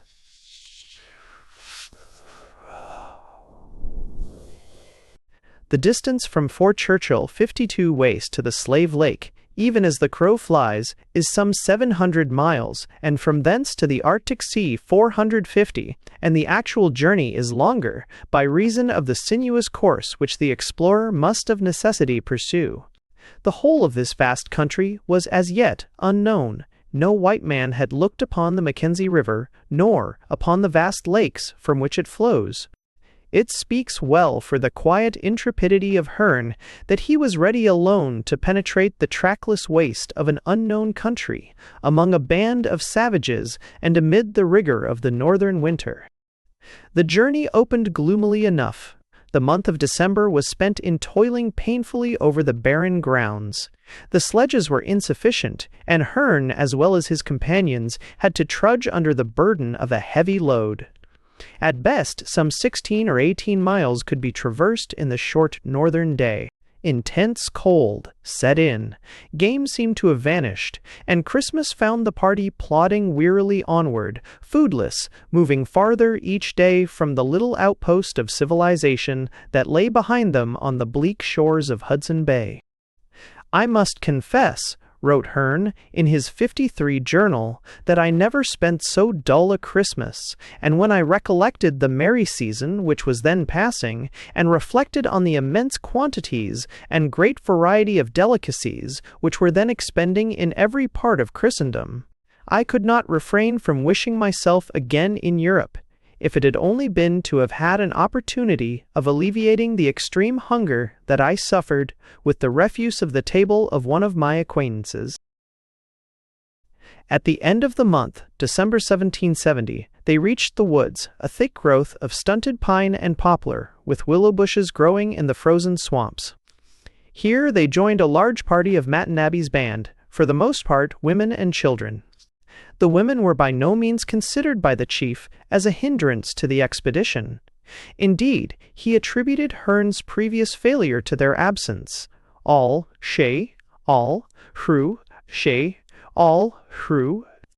women, he once told his English friend, were made for labor. One of them can carry or haul as much as 2 men can do. They pitch our tents, make and mend our clothing, and in fact there is no such thing as traveling in this country for any length of 54 time without their assistance. Women, he added, though they do everything, are maintained at a trifling expense, for as they always stand cook, the very licking of their fingers in scarce times is sufficient for their subsistence. Acting on these salutary opinions, the chief was a man of 8 wives, and Hearn was shocked later on to find the Indian willing to add to his little flock by force without the slightest compunction. The 2 opening months of the year 1771 were spent in traveling westward towards Holdia Lake. The country was wooded, though here and there the observer, standing on the higher levels, could see the barren grounds to the northward. The cold was intense, especially when a frozen lake or river exposed the travelers to the full force of the wind. But game was plentiful. At intervals the party halted and killed caribou in such quantities that 3 and 4 days were sometimes spent in camp in a vain attempt to eat the spoils of the chase. The Indians, Hearn remarked, slaughtered the game recklessly, with no thought of the morrow. Holdia Lake was reached on March 2nd. This is a long sheet of water lying some 30 miles north of the parallel of 60 degrees. At 55 reth, the point where Herne crossed it on the ice, it was 27 miles broad. Its length appears to be 4 or 5 times as great. It is still almost unknown, for it lies far beyond the confines of present settlement and has been seen only by explorers. From Holdaya Lake, the course was continued westward. The weather was moderate. There was abundant game, the skies overhead were bright, and the journey assumed a more agreeable aspect. Here and there, bands of roving Indians were seen, as also were encampments of hunters engaged in snaring deer in the forest. In the middle of April, the party rested for 10 days in camp beside a little lake which marked the westward limit of their march. From here on, the course was to lie northward again. The Indians were therefore employed in gathering staves and birch bark to be used for tent poles and canoes when the party should again reach the barren grounds on their northern route. The opening of May found the party at Lake Chloe, whose waters run westward to the Great Slave Lake. Here they again halted, and the Indians built birch bark canoes out of the material they had carried from the woods. In traversing the barren grounds, where both the 56 direction and the nature of the rivers render them almost useless for navigation, the canoe plays a part different from that which is familiar throughout the rest of Canada. During the greater part of the journey, often for a stretch of 100 miles at a time, the canoe is absolutely useless, or worse, since it must be carried. Here and there, however, for the crossing of the larger rivers, it is indispensable. Large numbers of Indians were assembling at Chloe Lake during Herne's stay there, and were likewise engaged in building canoes. A considerable body of them, hearing that Mattanabe and his band were on the way to the copper mine, eagerly agreed to travel with them. It seemed to them an excellent opportunity for making a combined attack on their hereditary enemy, the Eskimos, at the mouth of the river. The savages thereupon set themselves to make wooden shields about 3 feet long with which to ward off the arrows of the Eskimos. On May 20, a new start was made to the north. Mattanabe and his great company of armed Indians now assumed the appearance of a war party and hurried eagerly towards the enemy's country. 2 days after leaving Lake Chloe, they passed out of the woods on 57Ds to the barren grounds. To facilitate their movements, most of the women were presently left behind, together with the children and dogs. A number of the braves, weary already of the prospect of the long march, turned back, but Mattanabe, Herne, and about 150 Indians held on with all speed towards the north. Their path is traced on a modern map, runs by way of Clinton Colden and Aylmer Lakes, and thence northward to the mouth of the copper mine. By the latter part of June, the ice was breaking up, and on the 22nd, the party made use of their canoes, which had been carried for over a month, in order to cross a great river, rejoicing in the ponderous name of the Congecathawachaga. On the farther side, they met a number of Copper Indians who were delighted to learn of Mattanabe's hostile design against the Eskimos. They eagerly joined the party, celebrating their accession by a great feast.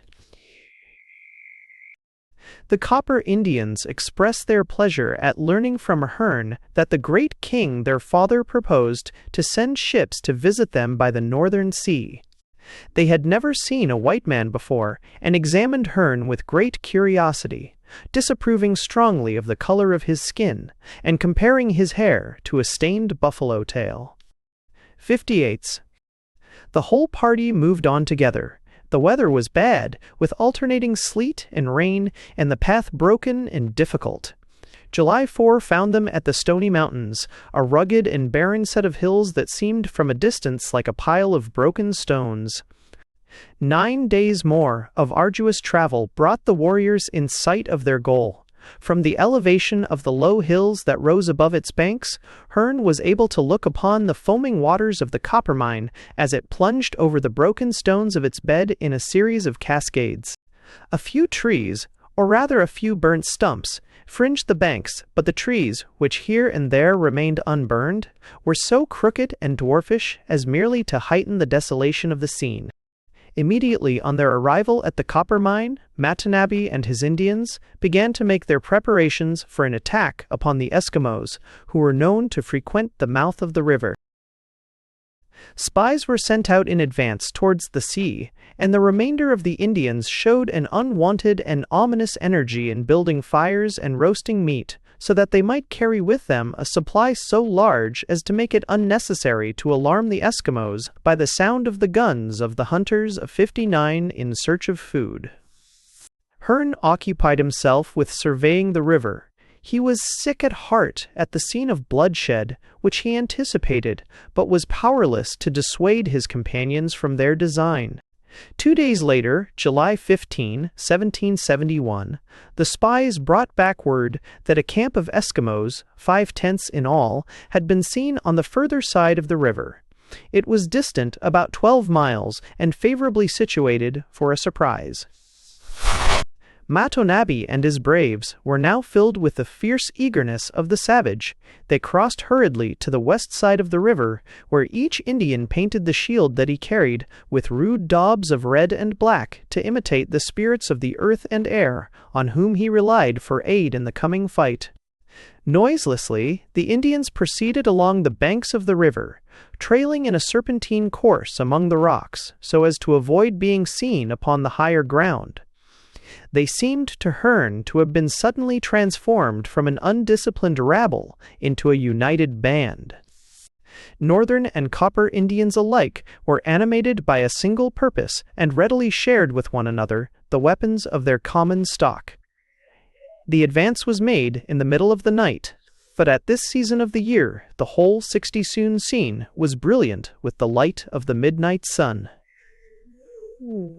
The Indians stole to within 200 yards of the place indicated by the guides. From their ambush among the rocks they could look out upon the tents of their sleeping victims. The camp of the Eskimos stood on a broad ledge of rock at the spot where the copper mine, narrowed between lofty walls of red sandstone, roars foaming over a cataract, some 300 yards in extent. The Indians, sure of their prey, paused a few moments to make final preparations for the onslaught. They cast aside their outer garments, bound back their hair from their eyes, and hurriedly painted their foreheads and faces with a hideous coating of red and black. Then, with weapons in hand, they rushed forth upon their sleeping foe. Hearn, unable to leave the spot, was compelled to witness in all its details the awful slaughter which followed. In a few seconds, he wrote in his journal, "The horrible scene commenced. It was shocking beyond description. The poor, unhappy victims were surprised in the midst of their sleep, and had neither time nor power to make any resistance. Men, 61 women, and children, in all upwards of 20, ran out of their tents stark naked, and endeavored to make their escape. But the Indians, having possession of all the land side, to no place could they fly for shelter. One alternative only remained, that of jumping into the river, but, as none of them attempted it, they all fell a sacrifice to Indian barbarity. The shrieks and groans of the poor expiring wretches were truly dreadful.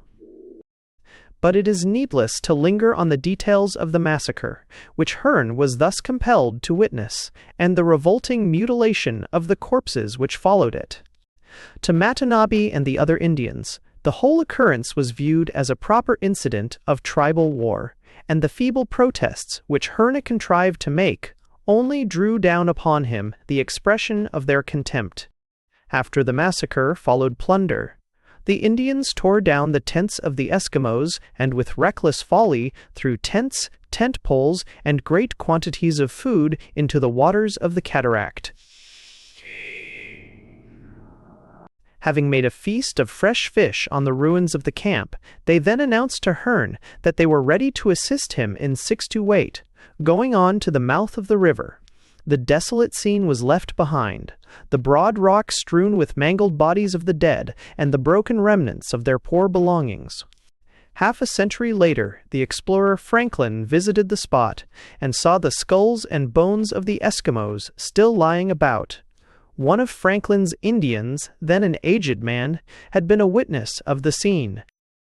From the hills beside the Bloody Falls, as the cataract is called, the eye could discern at a distance of some 8 miles the open water of the Arctic and the glitter of the ice beyond. Herne followed the river along its precipitous and broken course till he stood upon the shore of the sea.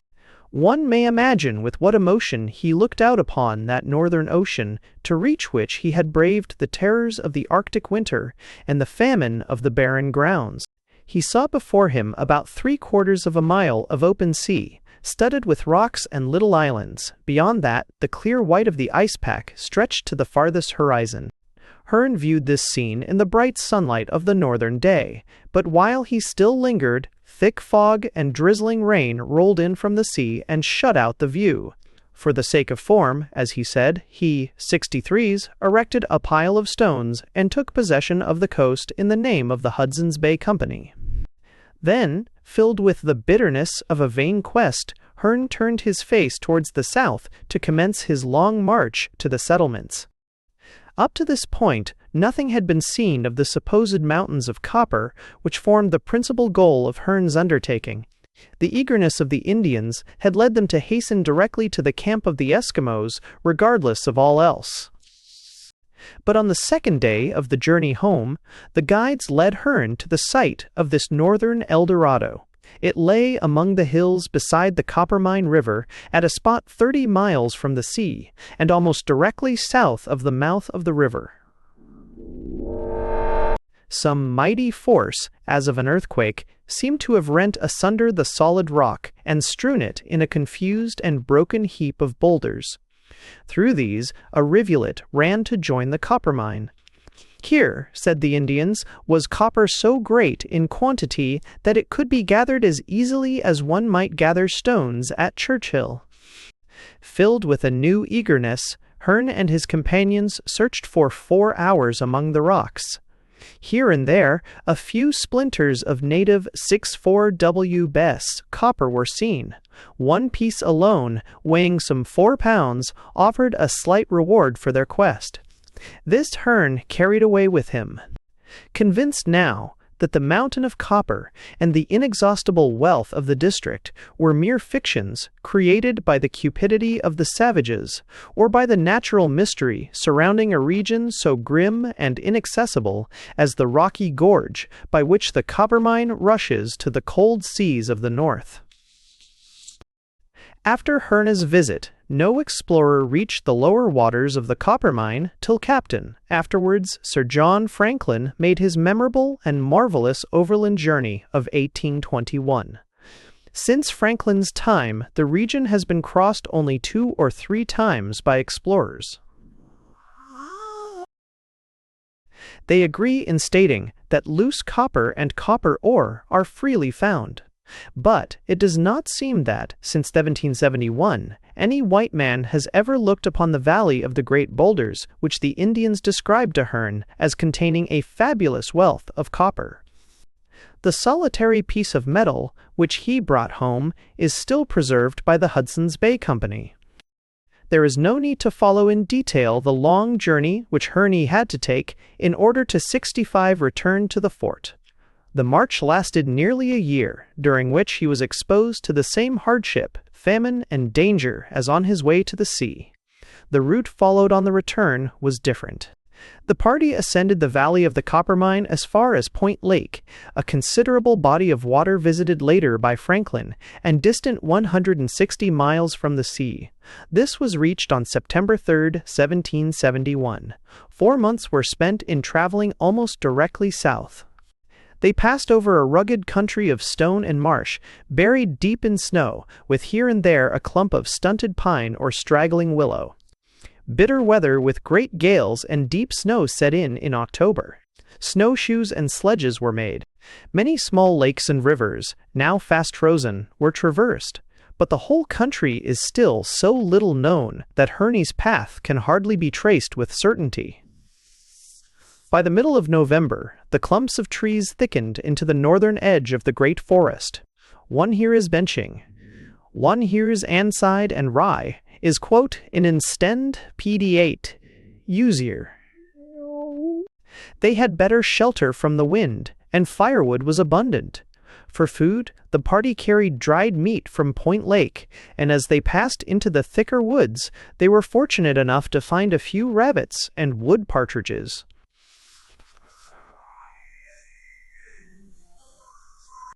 But in nearly 2 months of walking, only 2 deer were seen. On Christmas Eve, Hearn found himself on the shores of a great frozen lake, so vast that, as the Indians rightly informed him, it reached 300 miles east and west. This is the Great Slave Lake. Hearn speaks of it as Athapusco Lake. The latter name is the same as that now given to another lake, Athabasca of Canadian maps, the word being descriptive and meaning the lake with the beds of reeds. Hearn and his party crossed the Great Lake on the ice. A new prospect now opened. Deer and beaver were plentiful among the islands. Great quantities of fine fish abounded in the waters under the ice. As they reached the southern shore, the jumble of rocks and hills and stunted trees of the barren north was left behind, and the travelers entered a fine level country, over which wandered great herds of buffalo and moose.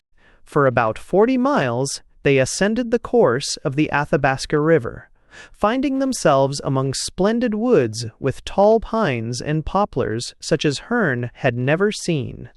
From the Athabasca, they struck eastward, plunging into so dense a forest that 6,000 est, at times the axes had to be used to clear the way.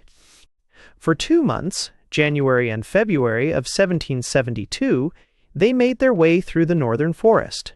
The month of March found them clear of the level country of the Athabasca and entering upon the hilly and broken region which formed the territory of the northern Indians. At the end of March, the first thaws began, rendering walking difficult in the bush. In traversing the open lakes and plains, they were frequently exposed to the violent gales of the equinoctial season. By the middle of April, the signs of spring were apparent. Flocks of waterfowl were seen overhead, flying to the north. Their course was shaped directly to the east, so that the party were presently traversing the same route as on their outward journey and making towards Holdia Lake. The month of May opened with fine weather and great thaws. Such intense heat was experienced in the first week of this month that for some days a march of 12 miles a day was all that the travelers could accomplish. Canoes were now built for the passage of the lakes and rivers. By May 25, the expedition was clear of all the woods and out on the barren grounds. They passed the Cathawachaga River, still covered with ice, 68 on the last day of May. A month of travel over the barren grounds brought them on the last day of June 1772 to the desolate but welcome surroundings of Fort Prince of Wales. Hearn had been absent on his last journey 1 year, 6 months and 23 days. From his first journey into the wilderness until his final return, there had elapsed 2 years, 7 months, and 24 days. Hearn was not left without honor. The Hudson's Bay Company retained him in their service at various factories, and 3 years after his famous expedition, they made him governor of Fort Prince of Wales. During his service there, he had the melancholy celebrity of surrendering the great fort, unfortunately left without men enough to defend it, to a French fleet under Admiral La Pérouse. Among the spoils of the captors was Hearn's manuscript journal, which the generous victors returned on the sole condition that it should be published as soon as possible. Hearn returned to England in 1787 and was chiefly busied with revising and preparing his journal until his death in 1792. No better appreciation of his work has been written than the words with which he concludes the account of his safe return after his years 69 of wandering. Oram's time. Though my discoveries, he writes, are not likely to prove of any material advantage to the nation at large, or indeed to the Hudson's Bay Company, yet I have the pleasure to think that I have fully complied with the orders of my masters. and that it has put a final end to all disputes concerning a northwest passage through Hudson's Bay. Dem T1, some 32 bag, for flint and steel, tobacco, etc. 17. Chapter 3. Mackenzie descends, the great river of the North. Of the North. The next great landmark in the exploration of the far north is the famous voyage of Alexander Mackenzie down the river which bears his name, and which he traced to its outlet into the Arctic Ocean. This was in 1789. By that time, the Pacific coast of America and the coast of Siberia over against it had already been explored. Even before Herne's journey, the Danish navigator Bering, sailing in the employ of the Russian government, had discovered the strait which separates Asia from America and which commemorates his name.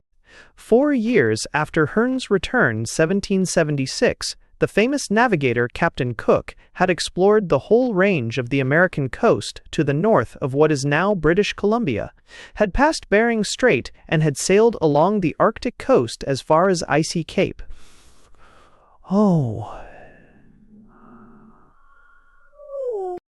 The general outline of the north of the 71 continent of America, and at any rate the vast distance to be traversed to reach the Pacific from the Atlantic, could now be surmised with some accuracy. But the internal geography of the continent still contained an unsolved mystery. It was known that vast bodies of fresh water, far beyond the basin of the Saskatchewan and the Columbia, emptied towards the north. Hearne had revealed the existence of the Great Slave Lake, and the advance of daring fur traders into the north had brought some knowledge of the great stream called the Peace, which rises far in the mountains of the west and joins its waters to Lake Athabasca.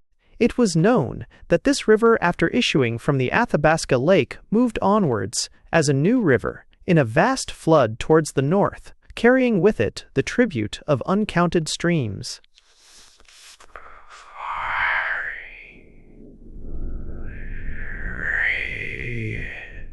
Nor could so great a volume of water make its way to the sea through the shallow torrent of the Coppermine, or the rivers that flowed northeastward over the barren grounds.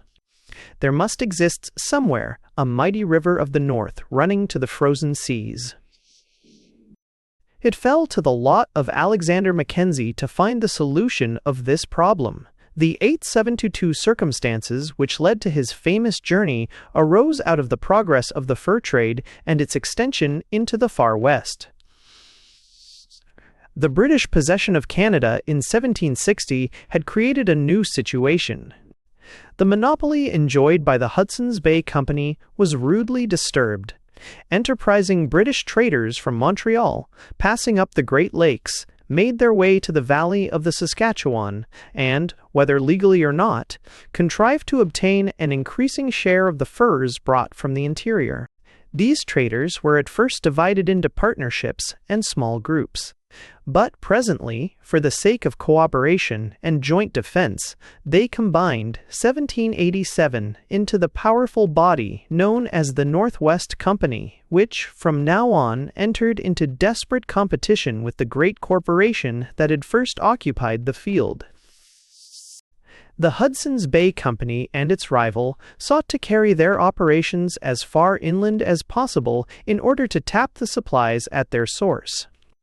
They penetrated the valleys of the Assiniboine, the Red, and the Saskatchewan rivers, and founded, among others, the forts which were destined to become the present cities of Winnipeg, Brandon, and Edmonton. The annals of Northwest Canada during the next 33 years are made up of the 73 recital of the commercial rivalry, and at times the actual conflict under arms, of the two great trading companies. It was in the service of the Northwest Company that Alexander Mackenzie made his famous journey. He had arrived in Canada in 1779.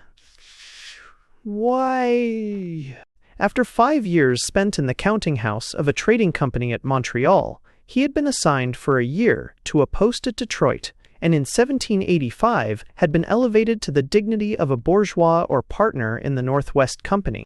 In this capacity, Alexander Mackenzie was sent out to the Athabasca district to take control in that vast and scarcely known region of the posts of the traders now united into the Northwest Company. A glance at the map of Canada will show the commanding geographical position occupied by Lake Athabasca in a country where the waterways formed the only means of communication. It receives from the south and west the great streams of the Athabasca and the Peace, which thus connect it with the prairies of the Saskatchewan Valley and with the Rocky Mountains. Eastward, a chain of lakes and rivers connects it and the forest country, which lies about it with the barren grounds and the forts on Hudson Bay, while to the north 74 issuing from Lake Athabasca, a great and unknown river led into the forests, moving towards an unknown sea. It was Mackenzie's first intention to make Lake Athabasca the frontier of the operations of his company. Acting under his instructions, his cousin Roderick Mackenzie, who served with him, selected a fine site on a cape on the south side of the lake and erected the post that was named Fort Chipewyan. Beautifully situated, with good timber and splendid fisheries and easy communication in all directions, the fort rapidly became the central point of trade and travel in the far northwest. But it was hardly founded before Mackenzie had already conceived a wider scheme. Chipewyan should be the emporium, but not the outpost of the fur trade, using it as a base. He would descend the great unknown waterway which led north, and thus bring into the sphere of the company's operations the whole region between Lake Athabasca and the Northern Sea. Alexander Mackenzie's object was, in name at least, commercial, the extension of the trade of the Northwest Company, but in reality, his incentive was that instinctive desire to widen the bounds of geographical knowledge, and to roll back the 75 Rees mystery of unknown lands and seas which had already raised Hearne to eminence, and which later on was to lead Franklin to his glorious disaster. It was on Wednesday, June 3, 1789, that Alexander Mackenzie's little flotilla of 4 birch-bark canoes set out across Lake Athabasca on its way to the north.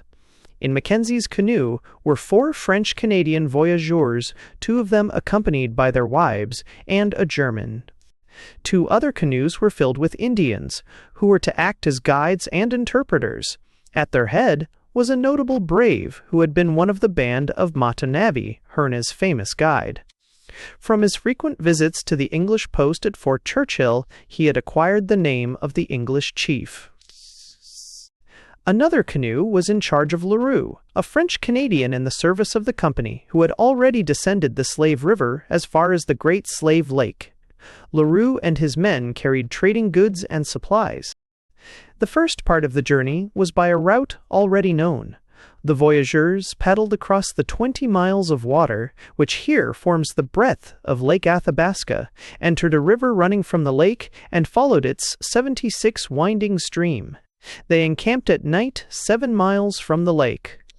The next morning at 4 o'clock, the canoes were on their way again, descending the winding river through a low forest of birch and willow. After a paddle of 10 miles, a bend in the little river brought the canoes out upon the broad stream of the Peace River, its waters here being upwards of a mile wide and running with a strong current to the north. On our modern maps, this great stream after it leaves Lake Athabasca is called the Slave River. But it is really one and the same mighty river, carrying its waters from the valleys of British Columbia through the gorges of the Rocky Mountains, passing into the Great Slave Lake, and then, under the name of the Mackenzie, emptying into the Arctic. In the next 5 days, Mackenzie's canoes successfully descended the river to the Great Slave Lake, a distance of some 235 miles. The journey was not without its dangers. The Slave River has a varied course. At times, it broadens out into a great sheet of water 6 miles across, flowing with a gentle current and carrying the light canoes gently upon its unruffled surface. In other places, it is confined into a narrow channel, breaks into swift eddies, and pours in 77 W's boiling rapids over the jagged rocks. Over the upper rapids of the river, Mackenzie and his men were able to run their canoes fully laden, but lower down were long and arduous portages, rendered dangerous by the masses of broken ice still clinging to the banks of the river. As they neared the Great Slave Lake, boisterous gales from the northeast lashed the surface of the river into foam and brought violent showers of rain. But the voyageurs were trained men, accustomed to face the dangers of northern navigation. A week of travel brought them on June 9 to the Great Slave Lake. It was still early in the season. The rigor of winter was not yet relaxed. As far as the eye could see, the surface of the lake presented an unbroken sheet of ice. Only along the shore had narrow lanes of open water appeared. The weather was bitterly cold, and there was no immediate prospect of the breakup of the ice. For a fortnight, Mackenzie and his party remained at the lake, skirting its shores as best they could, and searching among the bays and islands of its western end for the outlet towards the north, which they knew must exist. At times it froze so 7-8 words hard that a thin sheet of new ice covered even the open water of the lake. But as the month advanced, the mass of old ice began slowly to break, strong winds drove it towards the north, and the canoes were presently able to pass, with great danger and difficulty, among the broken floes. Mackenzie met a band of Yellowknife Indians, who assured him that a great river ran out of the west end of the lake and offered a guide to aid him in finding the channel among the islands and sandbars of the lake. Convinced that his search would be successful, Mackenzie took all the remaining supplies into his canoes and sent back Leroux to Chipewyan with the news that he had gone north down the great river. But even after obtaining his guide, Mackenzie spent 4 days searching for the outlet. It was not till the end of the month of June that his search was rewarded, and, at the extreme southwest, the lake, after stretching out among islands and shallows, was found to contract into the channel of a river. The first day of July saw Mackenzie's canoes floating down the stream that bears his name. From now on, progress became easier. At this latitude and season, the northern day gave the voyageurs 20 hours of sunlight in each day, and with smooth water and a favoring current, the descent was rapid. 5 days after leaving the Great Slave Lake, the canoes reached the region where the waters of the Great Bear Lake, then still unknown, drain into the Mackenzie. At the sight of the canoes and the equipment of the voyageurs, they made off and hid among the rocks and trees beside the river. Mackenzie's Indians contrived to make themselves understood by calling out to them in the Chipewyan language, but the strange Indians showed the greatest reluctance and apprehension, and only with difficulty allowed Mackenzie's people to come among them. Mackenzie notes the peculiar fact that they seemed unacquainted with tobacco, and that even firewater was accepted by them, rather from fear of offending than from any inclination. Knives, hatchets, and tools, however, they took with great eagerness. On learning of Mackenzie's design to go on towards the north, they endeavored with every possible expression of horror to induce him to turn back. The sea, they said, was so far away that winter after winter must pass before Mackenzie could hope to reach it. He would be an old man 80 shoot before he could complete the voyage. More than this, the river, so they averred, fell over great cataracts which no one could pass. He would find no animals and no food for his men. The whole country was haunted by monsters. Mackenzie was not to be deterred by such childish and obviously interested terrors. His interpreters explained that he had no fear of the horrors that they depicted, and, by a heavy bribe, consisting of a kettle, an axe, and a knife, he succeeded in enlisting the services of one of the Indians as a guide. That the terror of the far north professed by these Indians, or at any rate the terror of going there in strange company, was not wholly imaginary, was made plain from the conduct of the guide. When the time came to depart, he showed every sign of anxiety and fear. He sought in vain to induce his friends to take his place. Finding that he must go, he reluctantly bade farewell to his wife and children, cutting off a lock of his hair and dividing it into 3 parts, which he fastened to the hair of each of them. On July 5, the party set out with their new guide, and on the same afternoon passed the mouth of the Great Bear River, which joins the Mackenzie in a flood of sea-green water, fresh but colored like that of the ocean. Below 81° this point, they passed many islands. The banks of the river rose to high mountains covered with snow. The country, so the guide said, was here filled with bears, but the voyageurs saw nothing worse than mosquitoes, which descended in clouds upon the canoes. As the party went on to the north, the guide seemed more and more stricken with fear, and consumed with the longing to return to his people. In the morning after breaking camp, nothing but force would induce him to embark, and on the 4th night, during the confusion of a violent thunderstorm, he made off, and was seen no more. The next day, however, Mackenzie supplied his place, this time by force, from a band of roving Indians. The new guide told him that the sea was not far away, and that it could be reached in 10 days. As the journey continued, the river was broken into so many channels and so dotted with islands that it was almost impossible to decide which was the main waterway. The guide's advice was evidently influenced by his desire to avoid the Eskimos and, like his predecessor, to keep away from the supposed terrors of the north. The shores of the river were now at times low, though usually lofty mountains could be seen about 10 miles 82 firsts to lates away. Trees were still present, especially fir and birch, though in places both shores of the river were entirely bare, and the islands were mere banks of sand and mud, to which great masses of ice adhered. An observation taken on July 10 showed that the voyageurs had reached latitude 67 degbang, 47's north.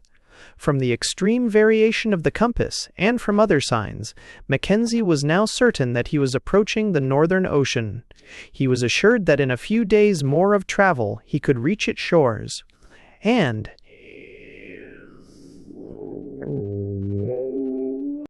But in the meantime, his provisions were running low. His Indian guide, a prey to fantastic terrors, endeavored to dissuade him from his purpose, while his canoemen, now far beyond the utmost limits of the country known to the fur trade, began to share the apprehensions of the guide, and clamored eagerly for return. Mackenzie himself was of the opinion that it would not be possible for him to return to Cheapewyan while the rivers were still open, and that the approach of winter must surprise him in these northern solitudes. But in spite of this, he could not bring himself to turn back. With his men, he stipulated for 7 days. If the Northern Ocean were not found in that time, he would turn south again. 83. The expedition went forward. On July 10, they made a course of 32 miles, the river sweeping with a strong current through a low, flat country, a mountain range still visible in the west and reaching out towards the north. At the spot where they pitched their tents at night on the river bank, they could see the traces of an encampment of Eskimos. The sun shone brilliantly the whole night, never descending below the horizon. Mackenzie sat up all night observing its course in the sky. At 3:45 in the morning, the canoes were off again, the river winding and turning in its course, but heading for the northwest. Here and there on the banks they saw traces of the Eskimos, the marks of campfires, and the remains of huts made of driftwood covered with grass and willows. This day, the canoes traveled 54 miles. The prospect about the travelers was gloomy and dispiriting. The low banks of the river were now almost treeless, except that here and there grew stunted willow, not more than 3 feet in height. The discontent of Mackenzie's companions grew apace. The guide was evidently at the end of his knowledge, while the violent rain, the biting cold 84 ties, and the fear of an attack by hostile savages kept the voyageurs in a continual state of apprehension. July 12 was marked by continued cold, and the canoes traversed a country so bare and naked that scarcely a shrub could be seen. At one place, the land rose in high banks above the river, and was bright with short grass and flowers, though all the lower shore was now thick with ice and snow, and even in the warmer spots the soil was only thawed to a depth of 4 inches. Here also were seen more Eskimo huts, with fragments of sledges, a square stone kettle, and other utensils lying about. Mackenzie was now at the very delta of the great river, where it discharges its waters, broken into numerous and intricate channels, into the Arctic Ocean. On Sunday, July 12, the party encamped on an island that rose to a considerable eminence among the flat and dreary waste of broken land and ice, in which the travelers now found themselves. The channels of the river had here widened into great sheets of water, so shallow that for stretches of many miles east and west the depth never exceeded 5 feet. Mackenzie and English chief, his principal follower, ascended to the highest ground on the island, 85.2, from which they were able to command a wide view in all directions. To the south of them lay the tortuous and complicated channels of the broad river which they had descended. East and north were islands in great number, but on the westward side the eye could discern the broad field of solid ice that marked the Arctic Ocean. Mackenzie had reached the goal of his endeavors. His followers, when they learned that the open sea, the mer d'Ouest, as they called it, was in sight, were transformed. Instead of sullen ill will, they manifested the highest degree of confidence and eager expectation.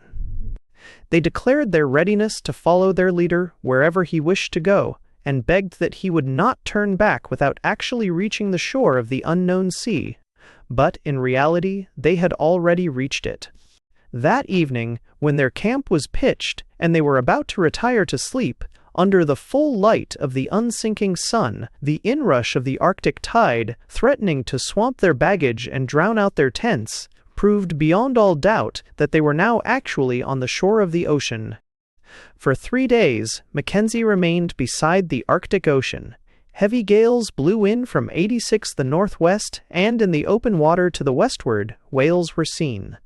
Mackenzie and his men, in their exultation at this final proof of their whereabouts, were rash enough to start in pursuit in a canoe. Fortunately, a thick curtain of fog fell on the ocean and terminated the chase. In memory of the occurrence, Mackenzie called his island Whale Island. On the morning of July 14, 1789, Mackenzie, convinced that his search had succeeded, ordered a post to be erected on the island beside his tents, on which he carved the latitude, as he had calculated it, 69 deg, 14's north, his own name, the number of persons who were with him, and the time that was spent there. This day Mackenzie spent in camp, for a great gale, blowing with rain and bitter cold, made it hazardous to embark. But on the next morning the canoes were headed for the south, and the return journey was begun. It was time indeed. Only about 500 pounds weight of supplies was now left in the canoes. Enough, it was calculated, to suffice for about 12 days. As the return journey might well occupy as many weeks, the fate of the voyageurs must now depend on the chances of fishing and the chase. 87 Spen. As a matter of fact, the ascent of the river, which Mackenzie conducted with signal success and almost without incident, occupied 2 months. The weather was favorable. The wild gales which had been faced in the Arctic delta were left behind, and, under mild skies and unending sunlight, and with wild fowl abundant about them, the canoes were urged steadily against the stream. The end of the month of July brought the explorers to the Great Bear River. From this point, an abundance of berries on the banks of the stream, the huckleberry, the raspberry, and the saskatoon, afforded a welcome addition to their supplies.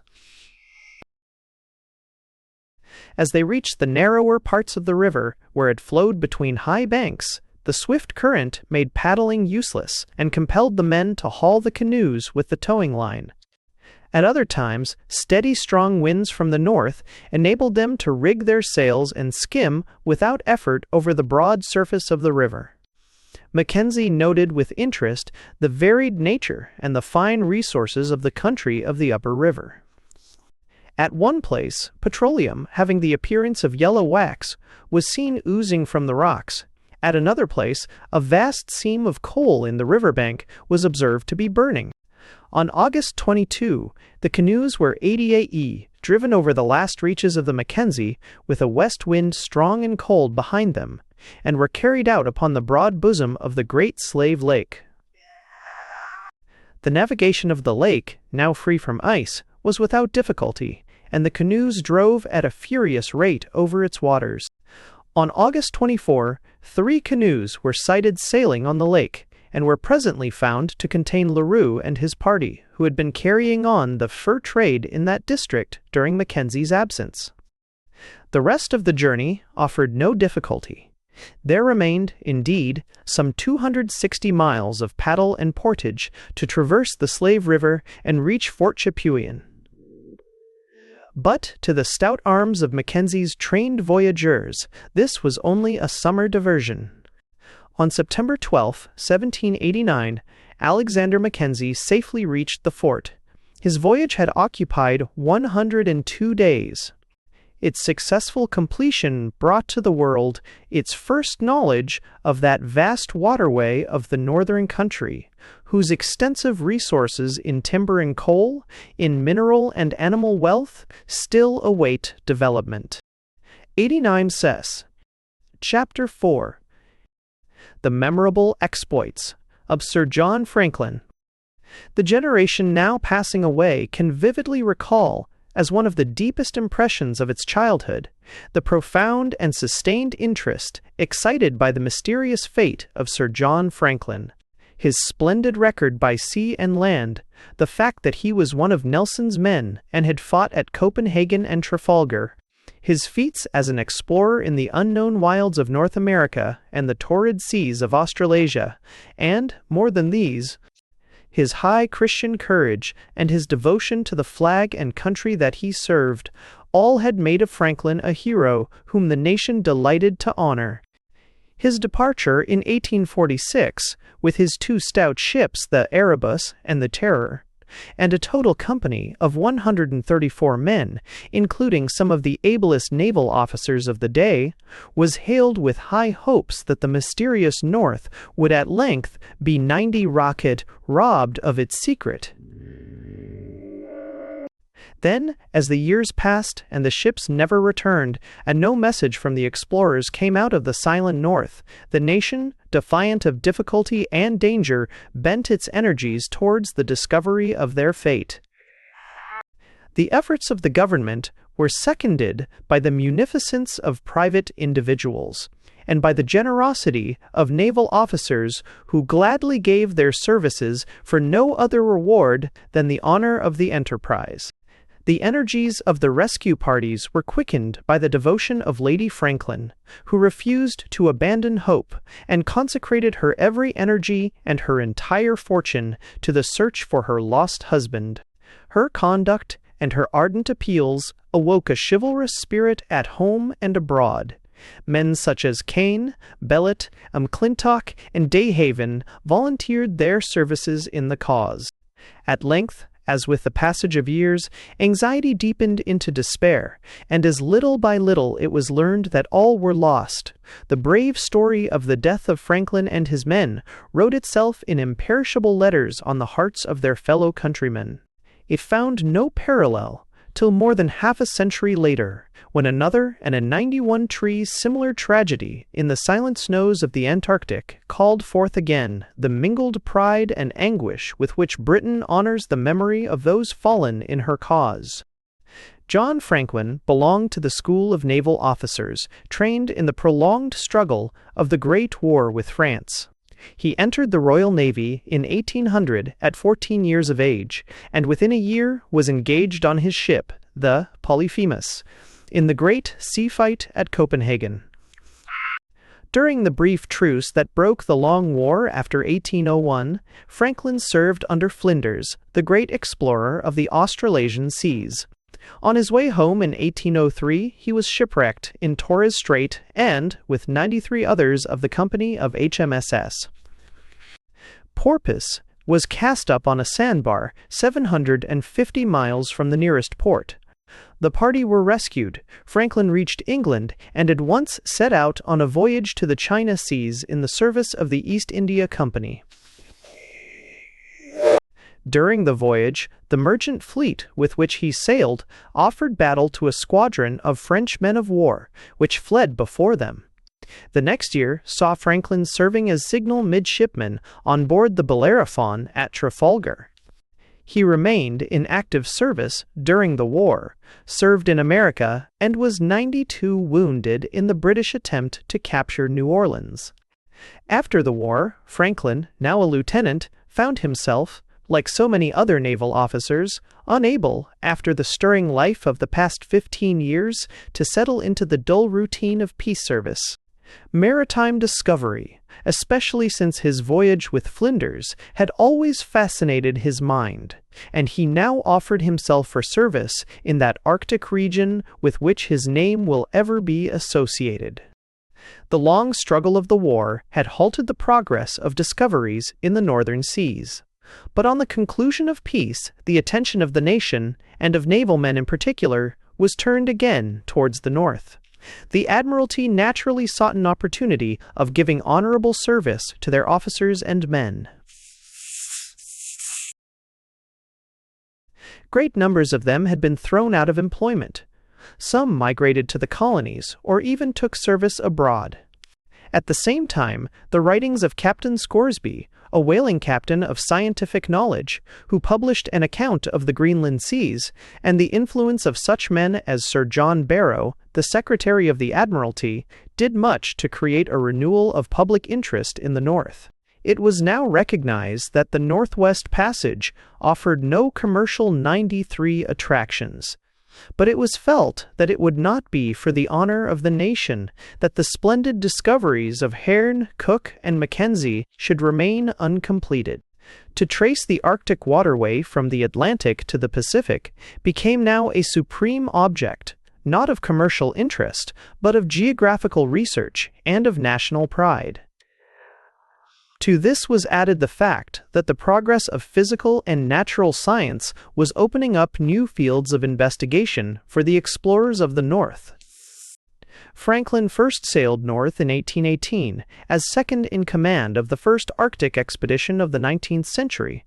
Two brigs, HMS's Dorothea under Captain Buchan and HMS's Drent under Lieutenant John Franklin, set out from the Thames with a purpose which in audacity at least has never been surpassed.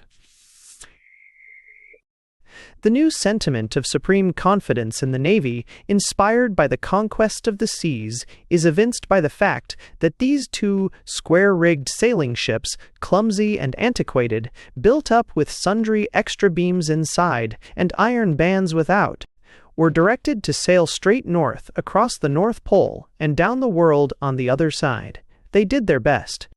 They went churning northward through the foaming seas, and when they found that 94° the ice was closing in on them, and that they were being blown down upon it in a gale as on to a lee shore, the order was given to put the helm up and charge full speed at the ice.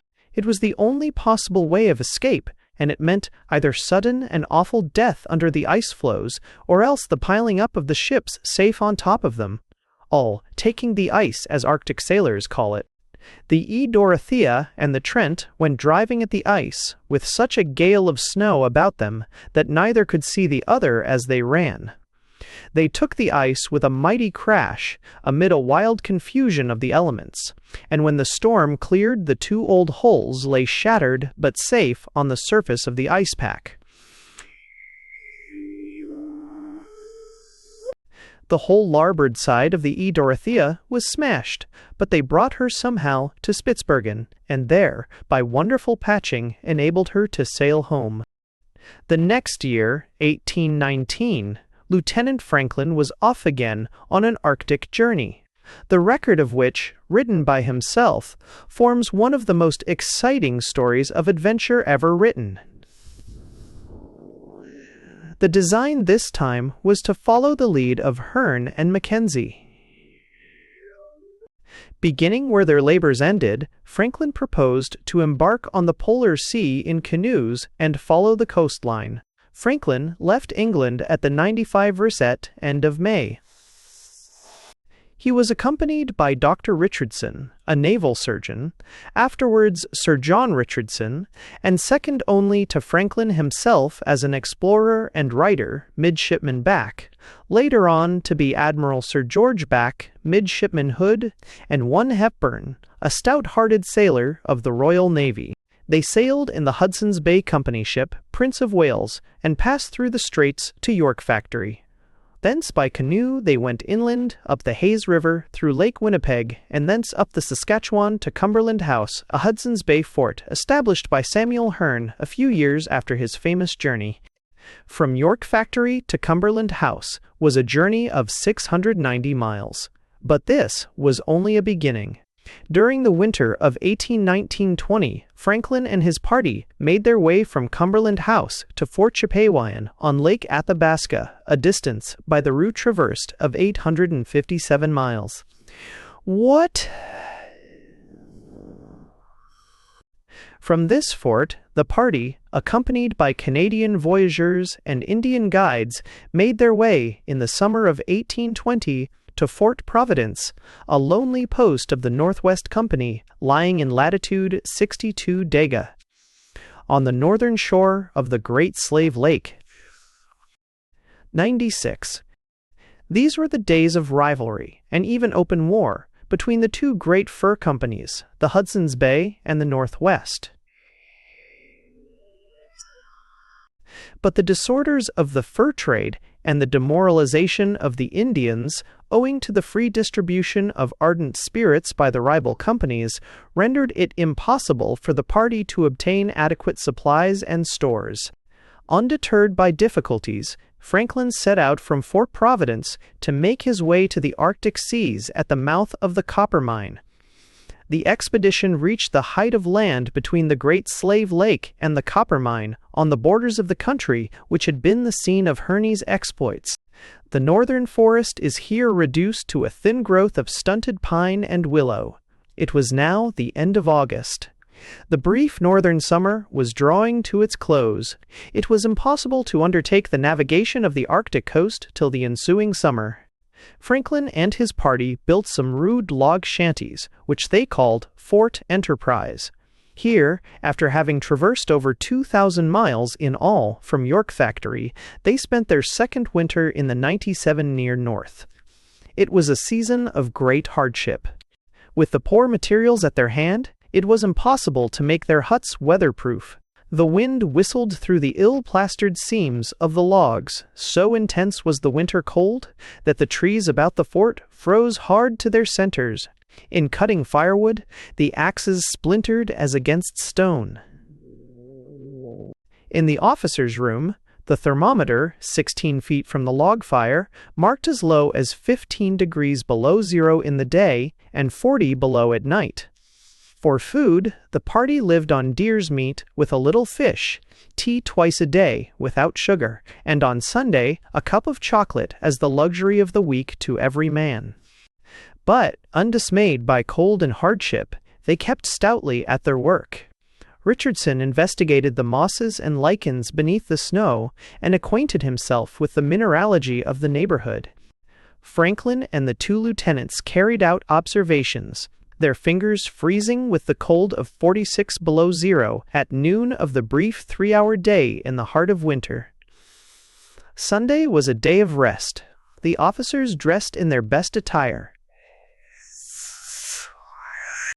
For the French Canadian Roman Catholics, Franklin did the best he, 9812, could.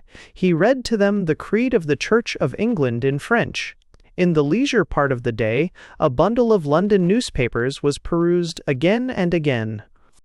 The winter passed safely. The party now entered upon the most arduous part of their undertaking. Canoes were built and dragged on improvised sledges to the Coppermine. Franklin descended the river, surveying its course as he went. He passed by the scene of the massacre witnessed by Hearne, and found himself, late in July of 1821, on the shores of the Arctic. The distance from Fort Enterprise was 334 miles, for 117 of which the canoes and baggage had been hauled over snow and ice. Franklin and his followers, in 2 canoes, embarked on the Polar Sea and traced the course of the coast eastward for 550 miles. The sailors were as men restored to their own element. All that Franklin saw of the Arctic coast encouraged his belief that the American continent is separated by stretches of sea from the great masses of land that had been already discovered in the Arctic. Eager in the pursuit of his investigations, he went on eastward as long as he dared. Too long, in fact. Food was running low. His voyageurs had lost heart, appalled at the immense spaces of ice and sea through which their frail canoes went onward into the unknown. Reluctantly, Franklin decided to turn back. Odd W. But it was too late to return by water. The northern gales drove the ice in against the coast. Franklin and his men, dragging and carrying one of the canoes, took to the land in order to make their way across the barren grounds. By this means they hoped to reach the upper waters of the Coppermine, and thence Fort Enterprise, where supplies were to have been placed for them during the summer. Their journey was disastrous. Bitter cold set in as they marched. Food failed them. Day after day they tramped on, often with blinding snow in their faces, with no other sustenance than the bitter weed called tripe de roche, that can here and there be scraped from the rocks beneath the snow. At times they found frozen remnants of deer that had been killed by wolves, a few bones with putrid meat adhering to them. These they eagerly devoured. But 100 barrel often, day after day passed, without even this miserable sustenance. At night they lay down beside a clump of willows, trying, often in vain, to make a fire of the green twigs dragged from under the snow. So great was their famine, Franklin says, that the very sensation of hunger passed away, leaving only an exhaustion too great for words. Lieutenant Back, gaunt and emaciated, staggered forward, leaning on a stick, refusing to give in. Richardson could hardly walk, while Lieutenant Hood, emaciated to the last degree, was helped on by his comrades as best they could.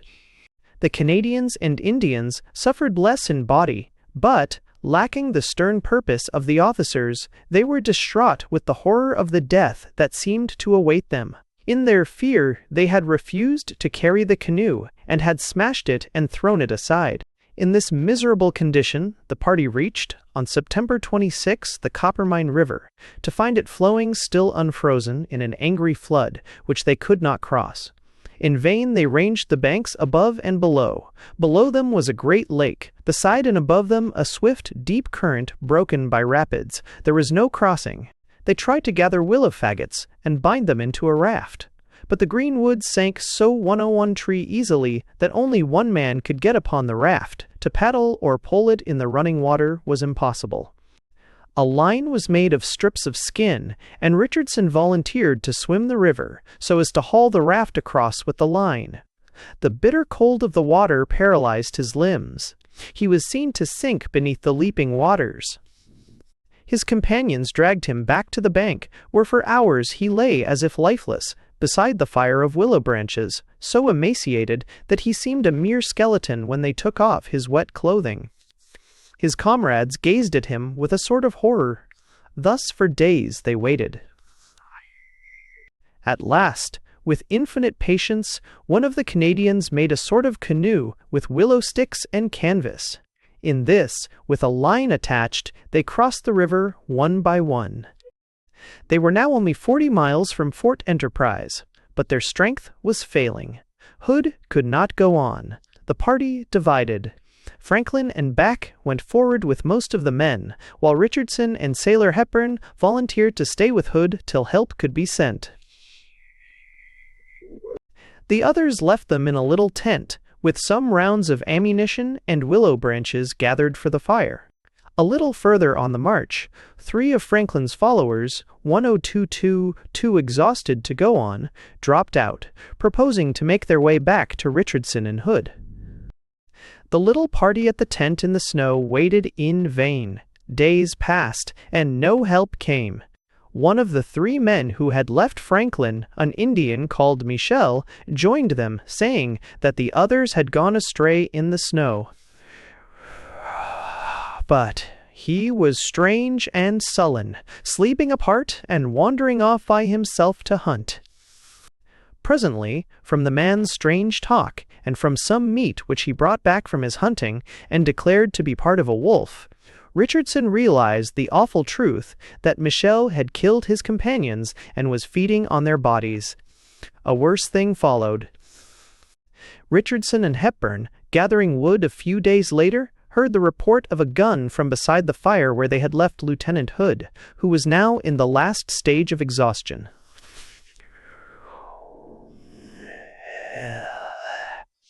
They returned to find Michel beside the dead body of their comrade. He had been shot through the back of the head. Michel swore that Hood had killed himself. Richardson knew the truth, but both he and Hepburn were too enfeebled by privation to offer fight to the armed and powerful madman. The 3 set out for Fort Enterprise, Michel carrying a loaded gun, 2 123T pistols, and a bayonet, muttering to himself and evidently meditating a new crime. Richardson, a man of iron nerve, forestalled him. Watching his opportunity, he put a pistol to the Indian's head and blew his brains out. Richardson and Hepburn dragged themselves forward, mile by mile, encouraged by the thought of the blazing fires and the abundant food that they expected to find at Fort Enterprise. They reached the fort just in the dusk of an October evening. All about it was silence. There were no tracks in the newly fallen snow. Only a thin thread of smoke from the chimney gave a sign of life. Hurriedly, they made their way in. To their horror and dismay, they found Franklin and 3 companions, 2 Canadians and an Indian, stretched out in the last stages of famine. No words can convey an idea, wrote Dr. Richardson later on, of the filth and wretchedness that met our eyes on looking around. Our own misery had stolen upon us by degrees, and we were accustomed to the contemplation of each other's emaciated figures.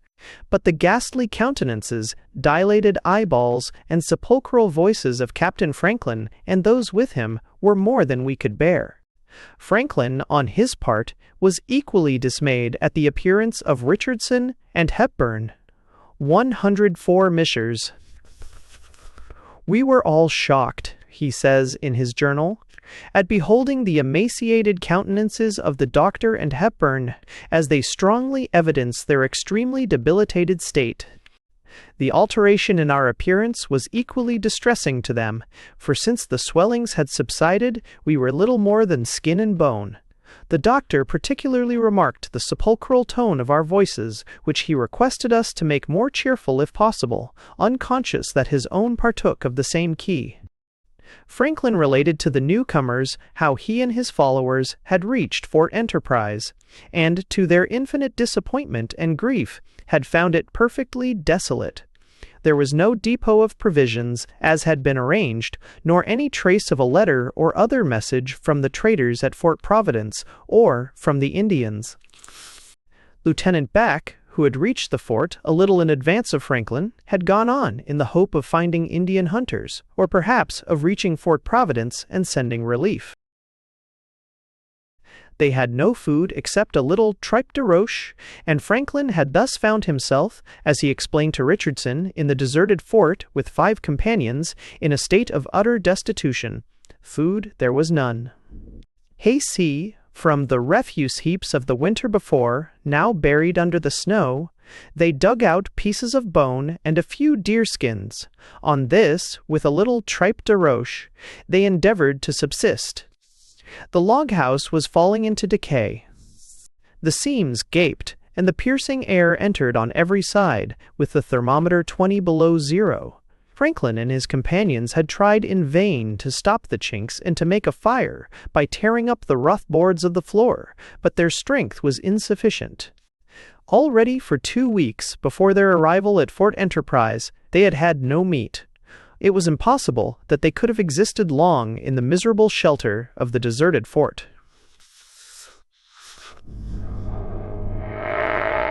Leaving 3 of his companions, now too exhausted to walk far, he and the other 2, a Canadian and an Eskimo, set out to try to reach help in the direction of Fort Providence. The snow was deep, and their strength was so far gone that in 6 hours they only struggled 4 miles on their way. At night, they lay down beside one another in the snow, huddled together for warmth, with a bitter wind blowing over their emaciated bodies.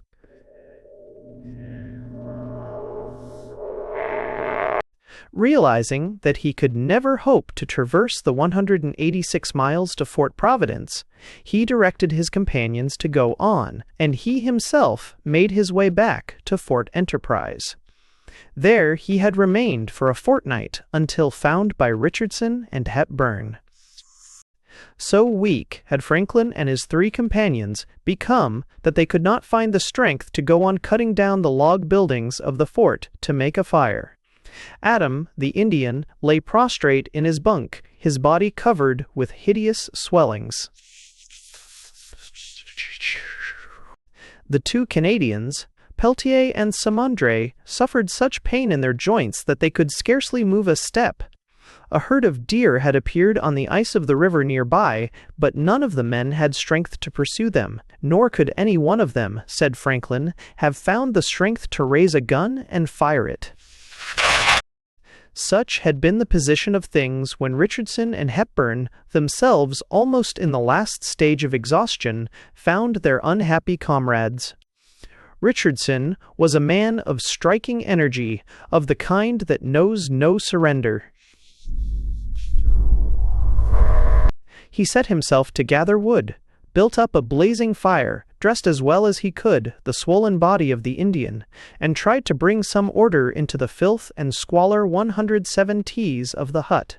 Hepburn, meantime, had killed a partridge, which the doctor then divided among them in 6 parts, the first fresh meat that Franklin and those with him had tasted for 31 days. This done, the doctor, so runs Franklin's story, brought out his prayer book and testament, and some prayers and psalms and portions of scripture appropriate to the situation were read. But beyond the consolation of manifesting a brave and devout spirit, there was little that Richardson could do for his companions. The second night after his arrival, Peltier died. Was no strength left in the party to lift his body out into the snow. It lay beside them in the hut, and before another day passed, Samandre, the other Canadian, lay dead beside it. For a week the survivors remained in the hut, waiting for death. Then at last, and just in time, help reached them. Hit 19 Siving section. Raiding on November 7, nearly a month after Franklin's first arrival at the fort, they heard the sound of a musket and the shouting of men outside. The valiant Lieutenant Back, after sufferings almost as great as their own, had reached a band of Indian hunters and had sent 3 men traveling at top speed with enough food to 108 tree sea seed keep the party alive till further succor could be brought. Franklin and his friends were saved by one of the narrowest escapes recorded in the history of northern adventure. Another week passed before the relief party of the Indians reached them, and even then Franklin and his companions were so enfeebled by privation that they could only travel with difficulty, and a month passed before they found themselves safe and sound within the shelter of Fort Providence on the Great Slave Lake. There they remained till the winter passed. A 7 weeks' journey took them to York Factory on Hudson Bay, whence they sailed to England. Franklin's journey overland and on the waters of the Polar Sea had covered in all 5,550 miles and had occupied nearly 3 years. On his return to England, Franklin found himself at once the object of a wide public interest. Already during his absence, he had been made a commander, and the Admiralty now promoted him to the rank of captain, while the national recognition of his services was shortly afterwards confirmed by the honor of knighthood. One might think that after the perils which he had braved and the horrors which he had experienced, Sir John would have nine-eyed been content to retire upon his laurels. But it was not so. There is something in the snow-covered land of the Arctic, its isolation from the world and the long silence of its winter darkness, that exercises a strange fascination upon those who have the hardihood to brave its perils. It was a moment, too, when interest in Arctic discovery and the advancement thereby of scientific knowledge had reached the highest point yet known. During Franklin's absence, Captain Ross and Lieutenant Parry had been sent by sea into the Arctic waters. Parry had met with wonderful success, striking from Baffin Bay through the northern archipelago and reaching halfway to Bering Strait. Franklin was eager to be off again. The year 1825 saw him start once more to resume the survey of the polar coast of America. The plan now was to learn something of the western half of the North American coast, so as to connect the discoveries of Sir Alexander Mackenzie with those made by Cook and others through Bering Strait. They passed again overland through the fur country, where the recent union of the rival companies had brought about a new era. They descended the Mackenzie River, all 1110 knit wintered on Great Bear Lake, and descended thence to the sea. Franklin struck out westward, his party surveying the coast in open boats. Their journey from their winter quarters to the sea and along the coast covered 1,000 miles and extended to within 160 miles of the point that had then been reached by explorers from Bering Strait. At the same time, Richardson, going eastward from the Mackenzie, surveyed the coast as far as the Coppermine River. Their discoveries thus connected the Pacific waters with the Atlantic, with the exception of 160 miles on the northwest, where water was known to exist and only ice blocked the way, and of a line north and south, which should bring the discoveries of Parry into connection with those of Franklin. These two were the missing links now needed in the chain of the Northwest Passage. But more than 20 years were to elapse before the discoveries thus made were carried to their completion. Franklin himself, claimed by other duties, was unable to continue his work in the Arctic, and his appointment to the governorship of Tasmania called him for a time to another sphere. Yet, little by little, the exploration of the Arctic regions was carried 111 point sext on, each explorer adding something to what was already known, and each hoping that the honor of the discovery of the great passage would fall to his lot. Franklin's comrade Back, now a captain and presently to be admiral, made his way in 1834 from Canada to the Polar Sea down the river that bears his name. 3 years later, Simpson, in the service of the Hudson's Bay Company, succeeded in traversing the coast from the Mackenzie to Point Barrow, completing the missing link in the western end of the chain. John and James Ross brought the exploration of the northern archipelago to a point that made it certain that somewhere or other a way through must exist to connect Baffin Bay with the coastal waters. At last the time came, in 1844, when the British Admiralty determined to make a supreme effort to unite the explorations of 25 years by a final act of discovery.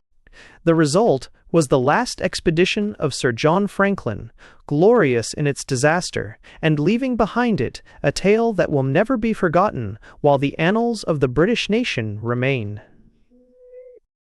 112 points. Chapter 5. The Tragedy of Franklin's Fate. The month of May 1845 found two stout ships, the Erebus and the Terror, riding at anchor in the Thames. Both ships were already well known to the British public. They had but recently returned from the Antarctic seas, where Captain Sir James Ross, in a voyage towards the South Pole, had attained the highest southern latitude yet reached. Both were fine, square-rigged ships, strengthened in every way that the shipwrights of the time could devise. Between their decks, a warming and ventilating apparatus of the newest kind had been installed, and, as a greater novelty still, the attempt was now made for the first time in history to call in the power of steam for the fight against the Arctic frost. Each vessel carried an auxiliary screw and an engine of 20 horsepower. When we remember that a modern steam vessel with a horsepower of many thousands is still 113 powerless against the northern ice, the Erebus and the Terrors arouse in us a forlorn pathos. But in the springtime of 1845, as they lay in the Thames, an object of eager interest to the flocks of sightseers in the neighborhood, they seemed like fairy leviathans of the deep. Vast quantities of stores were being loaded into the ships, enough, it was said, for the subsistence of the 134 members of the expedition for 3 years. For it was now known that Arctic explorers must be prepared to face the winter, icebound in their ships through the long polar night. That the winter could be faced with success had been shown by the experience of Sir William Parry, whose ships, the Fury and the Hecla, had been icebound for 2 winters, 1821-23, and still more by that of Captain John Ross, who brought home the crew of the Victory safe and sound in 1833, after 4 winters in the ice. All England was eager with expectancy over the new expedition. It was to be commanded by Sir John Franklin, the greatest sailor of the day, who had just returned from his 5 years in Van Diemen's Land and carried his 59 winters as jauntily as a midshipman. The era was auspicious. A new reign under AT-AT-8, one for First Queen, already beloved, had just opened.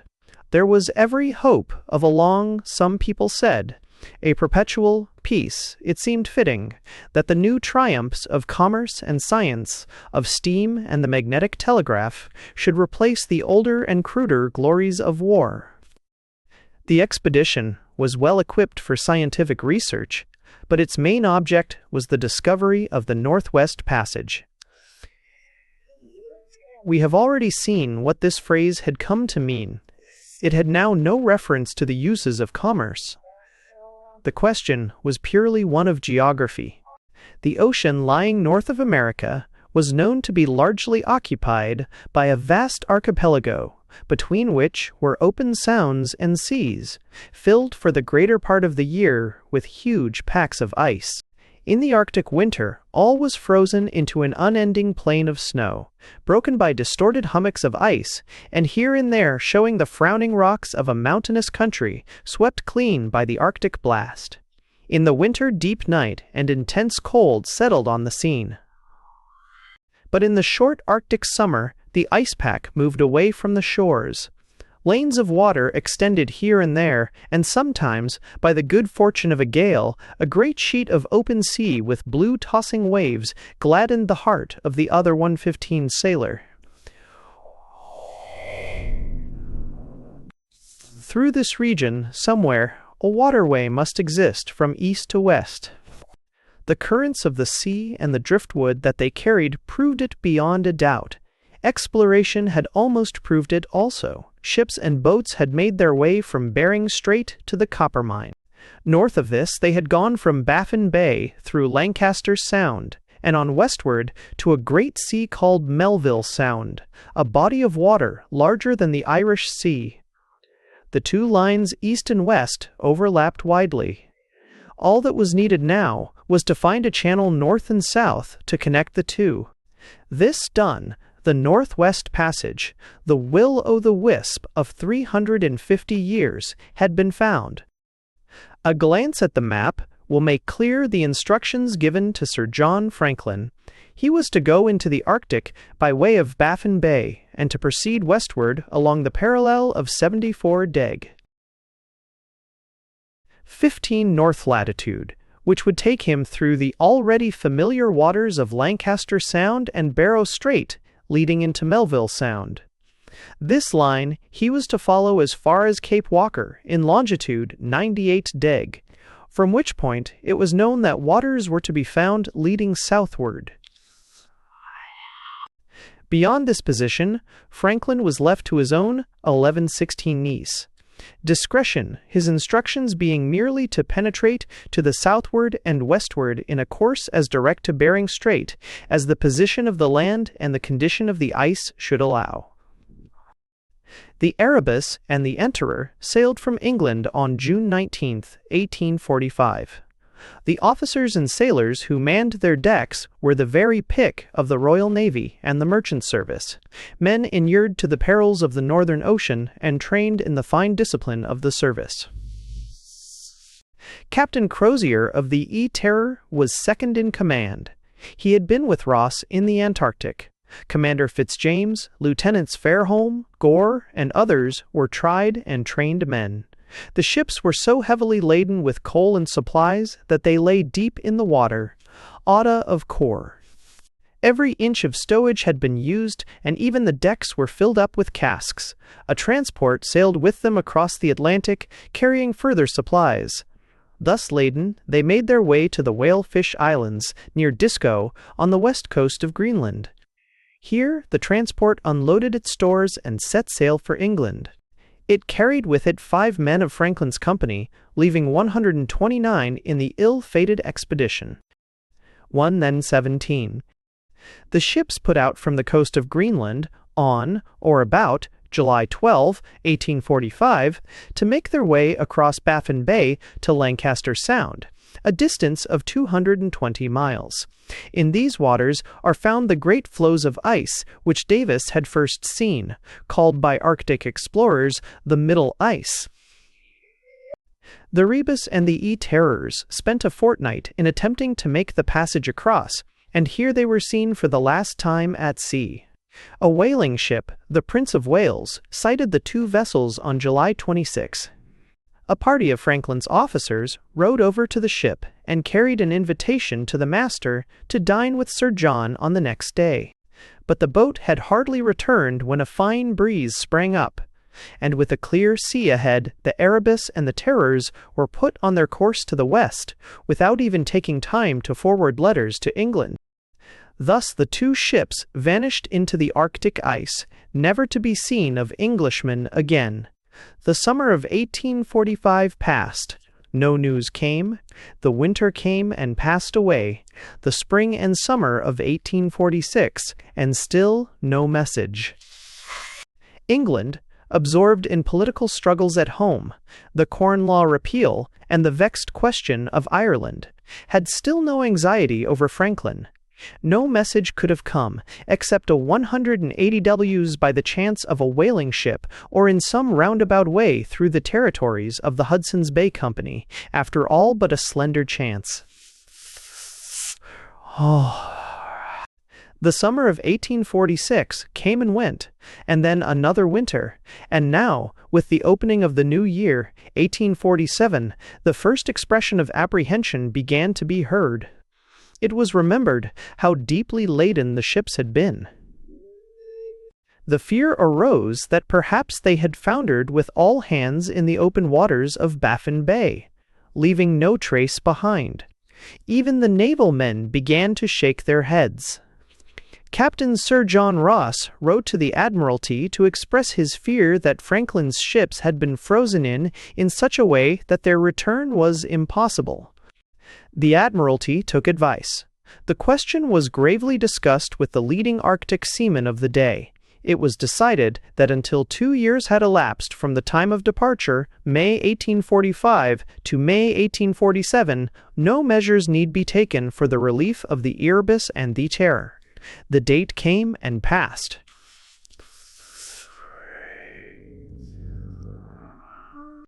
The Admiralty decided to act. Great stores of pemmican, some 8 tons, together with suitable boats and experienced crews, were sent in June 1847 to Hudson Bay, ready for an expedition along the northern coast. A ship for Leacock was sent with supplies to meet Franklin in Bering Strait, and 2 more vessels were strengthened and equipped to be ready to follow on the track of the Erebus and the Terror in 1848. As this last year advanced and winter passed into summer, a shudder of apprehension was felt throughout the nation. It was felt now that some great disaster had happened, or even now was happening. It was known that Franklin's expedition had carried food for at best 3 years. The 3 years had come and gone. Franklin's men, if anywhere alive, must be suffering all the horrors of starvation in the frozen fastness of the Arctic. We may imagine the awful pictures that rose up before the imagination of the friends and relatives, the wives and children, of the 129 gallant men who had vanished in the Erebus, and the terror visions of ships torn and riven by the heaving ice, of men foodless and shelterless in the driving snow, looking out vainly from the bleak shores of some rocky coast for the help that never came. Awful pictures indeed, yet none more awful than the grim reality. A generous frenzy seized upon the nation. The cry went up from the heart of the people that Franklin must be found. He and his men 121 must be rescued. They would not speak of them as dead. Ships must be sent out with all the equipment that science could devise and the wealth of a generous nation could supply. Ships were sent out. Year after year, ships fought their way from Baffin Bay to the islands of the north. Ships sailed round the distant Horn and through the Pacific to Bering Strait. Down the Mackenzie and the great rivers of the north, the canoes of the voyageurs danced in the rapids and were paddled swiftly over the wider stretches of moving water. Over the frozen snow, the sledges toiled against the storm. And still no word of Franklin, till all the weary outline of the frozen coast was traced in their wanderings, till 21,000 miles of Arctic sea and shore had been tracked out. Thus the great epic of the search for Franklin ran slowly to its close. With each year, the hope that was ever deferred made the heart sick. Anxiety deepened into dread, and even dread gave way to the cruel certainty of despair. Not till 12 years had passed was the search laid aside, not until, little by little, the evidence was found that told all that we know of the fate of the Erebus and the Terror. First in the field was Richardson, the gallant 21 Praedvray, friend and comrade of Franklin's former journeys. He would not believe that Franklin had failed. He knew too well the temper of the man. Franklin had been instructed to strike southward from the Arctic seas to the American coast. On that coast he would be found. Thither went Sir John Richardson, taking with him a man of like mettle to himself, one John Ray, a Hudson's Bay man fashioned in the north.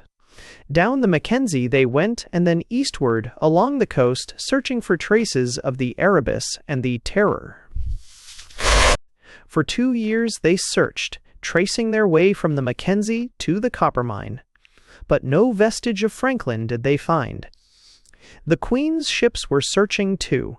Sir James Ross, with the Enterprise and the Investigator, went into Lancaster Sound. The N.C. Plover and the Herald went to Bering Strait. The North Star went in at Wolstenholme Sound. The Resolute, the Assistance, the Sophia, a very flock of Admiralty ships, spread their white wings for the Arctic seas. The Hudson's Bay Company sent Sir John Ross, a tried explorer, in the yacht F. Felix. Lady Franklin, the sorrow-stricken wife of the lost commander, sent out Captain Forsyth in the Prince Albert. Forstad, 1. Robert Spedden sailed his private yacht, the S-22 Nancy Dawson, in through Bering Strait, and Henry Grinnell of New York, be his name honored, 1-9 sent out 2 expeditions at his own charge. By water and overland there went out, between 1847 and 1851, no less than 21 expeditions searching for the Erebus and the Terror. Thus passed 6 years from the time when Franklin sailed out of the Thames, and still no trace, no vestige had been found to tell the story of his fate. Then at last news came, the first news of the Erebus and the Terror, since they were sighted by the whaling ship in 1845. The news in a way was neither good nor bad, but it showed that at least the melancholy forebodings of those who said that the heavily laden ships must have foundered before they reached the Arctic were entirely mistaken. Captain Penny, master of the Lady Franklin, had sailed under Admiralty orders in 1850 and had followed on the course laid down in Franklin's instructions. He returned in 1851, bringing news that on Beechey Island, a little island lying on the north side of Barrow Strait, he had found the winter quarters that must have been occupied by the expedition in 1845-46, the first winter after its departure. There were the remains of a large storehouse, 123 day, a workshop, and an observatory. A blacksmith's forge was found, with many coal bags and cinders lying about, and odds and ends of all sorts, easily identified as coming from the lost ships.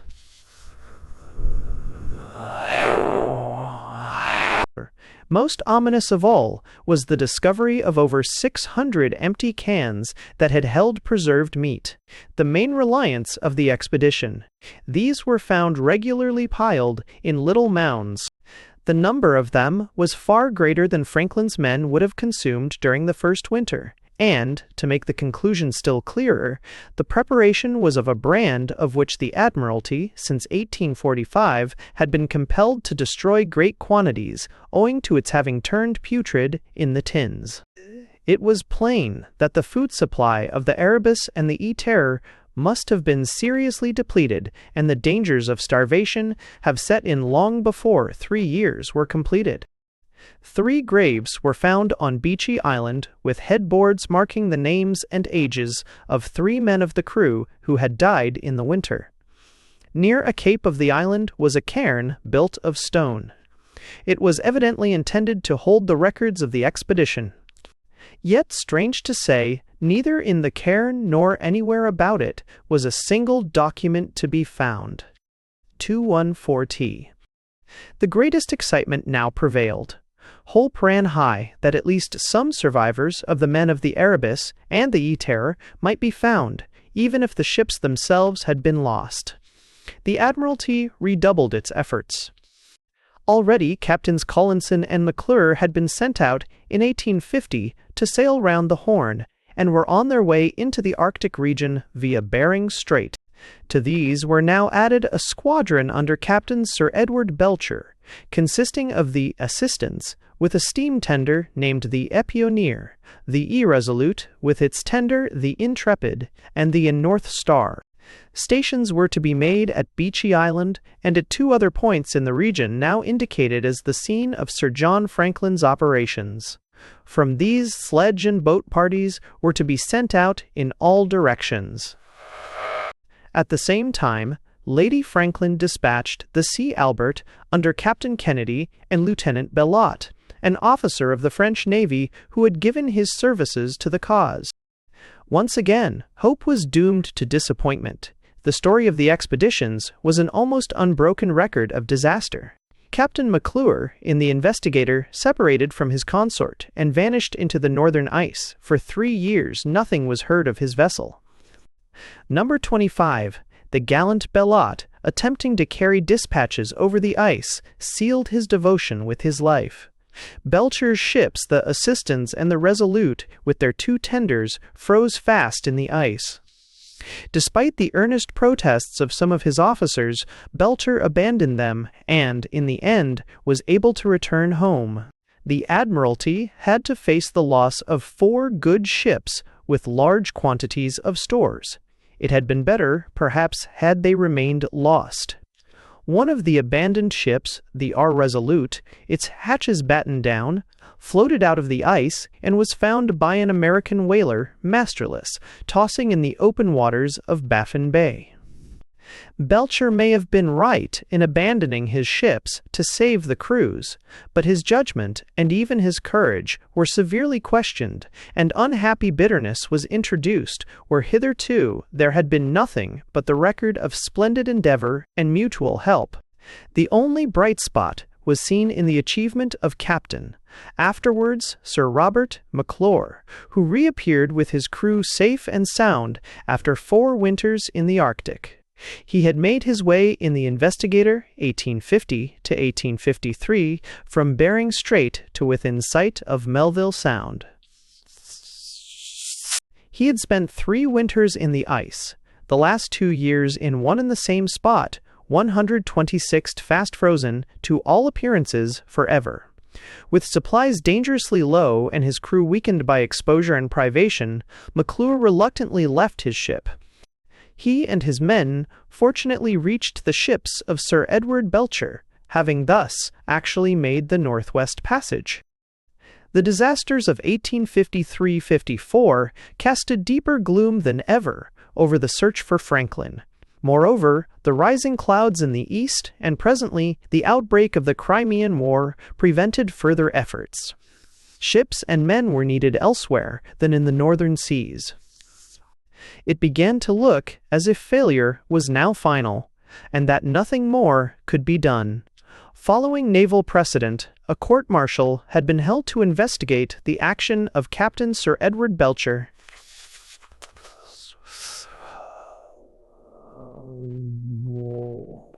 The solemn silence, wrote Captain McClure afterwards, with which the venerable president of the court returned Captain Belcher his sword, with a bare acquittal, best conveyed the painful feelings which wrung the hearts of all professional men upon that occasion, and all felt that there was no hope of the mystery of Franklin's fate being cleared up in our time, except by some unexpected miracle.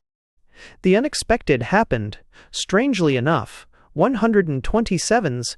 It was just at this juncture that a letter sent by Dr. John Rae from the Hudson Bay country brought to England the first authentic news of the fate of Franklin's men. Rae had been sent overland from the northwest shores of Hudson Bay to the coast of the Arctic, at the point where the Back or Great Fish River runs in a wide estuary to the sea. He had wintered on the isthmus, now called after him, which separates Regent's Inlet from Repulse Bay, and in the spring of 1854 had gone westward with sledges towards the mouth of the Back.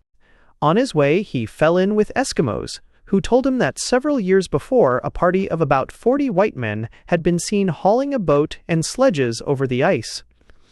This was on the west side of the island, called King William's Land.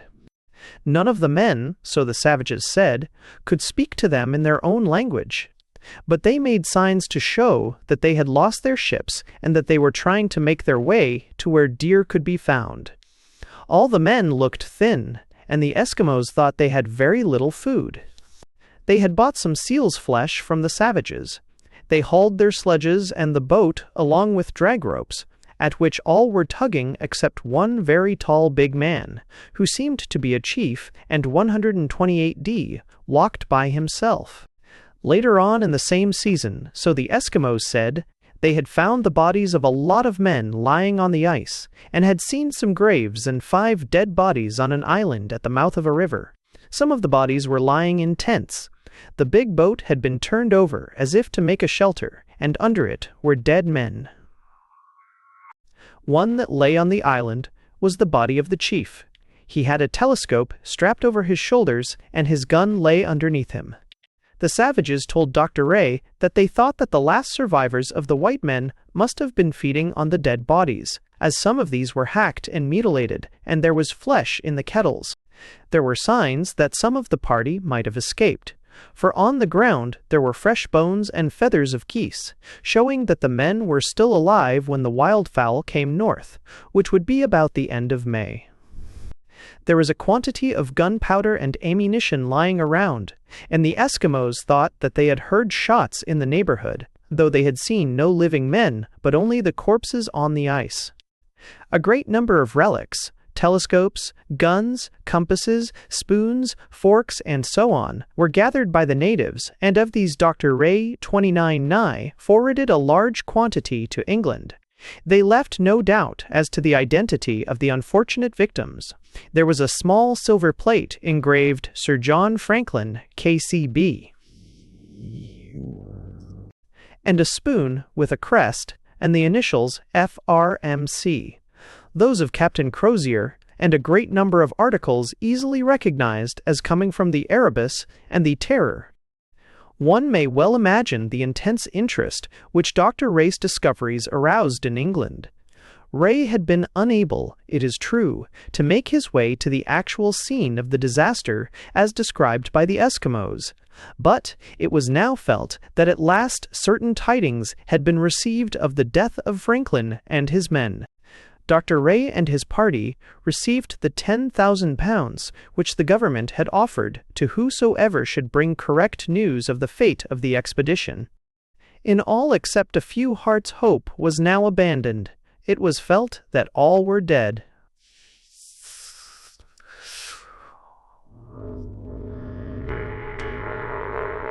A chief factor of the Hudson's Bay Company, named Anderson, was sent overland in 1855 to explore 130 May of the mouth of the Back River. He found in and around Montreal Island, at the mouth of the river, numerous relics of the disaster.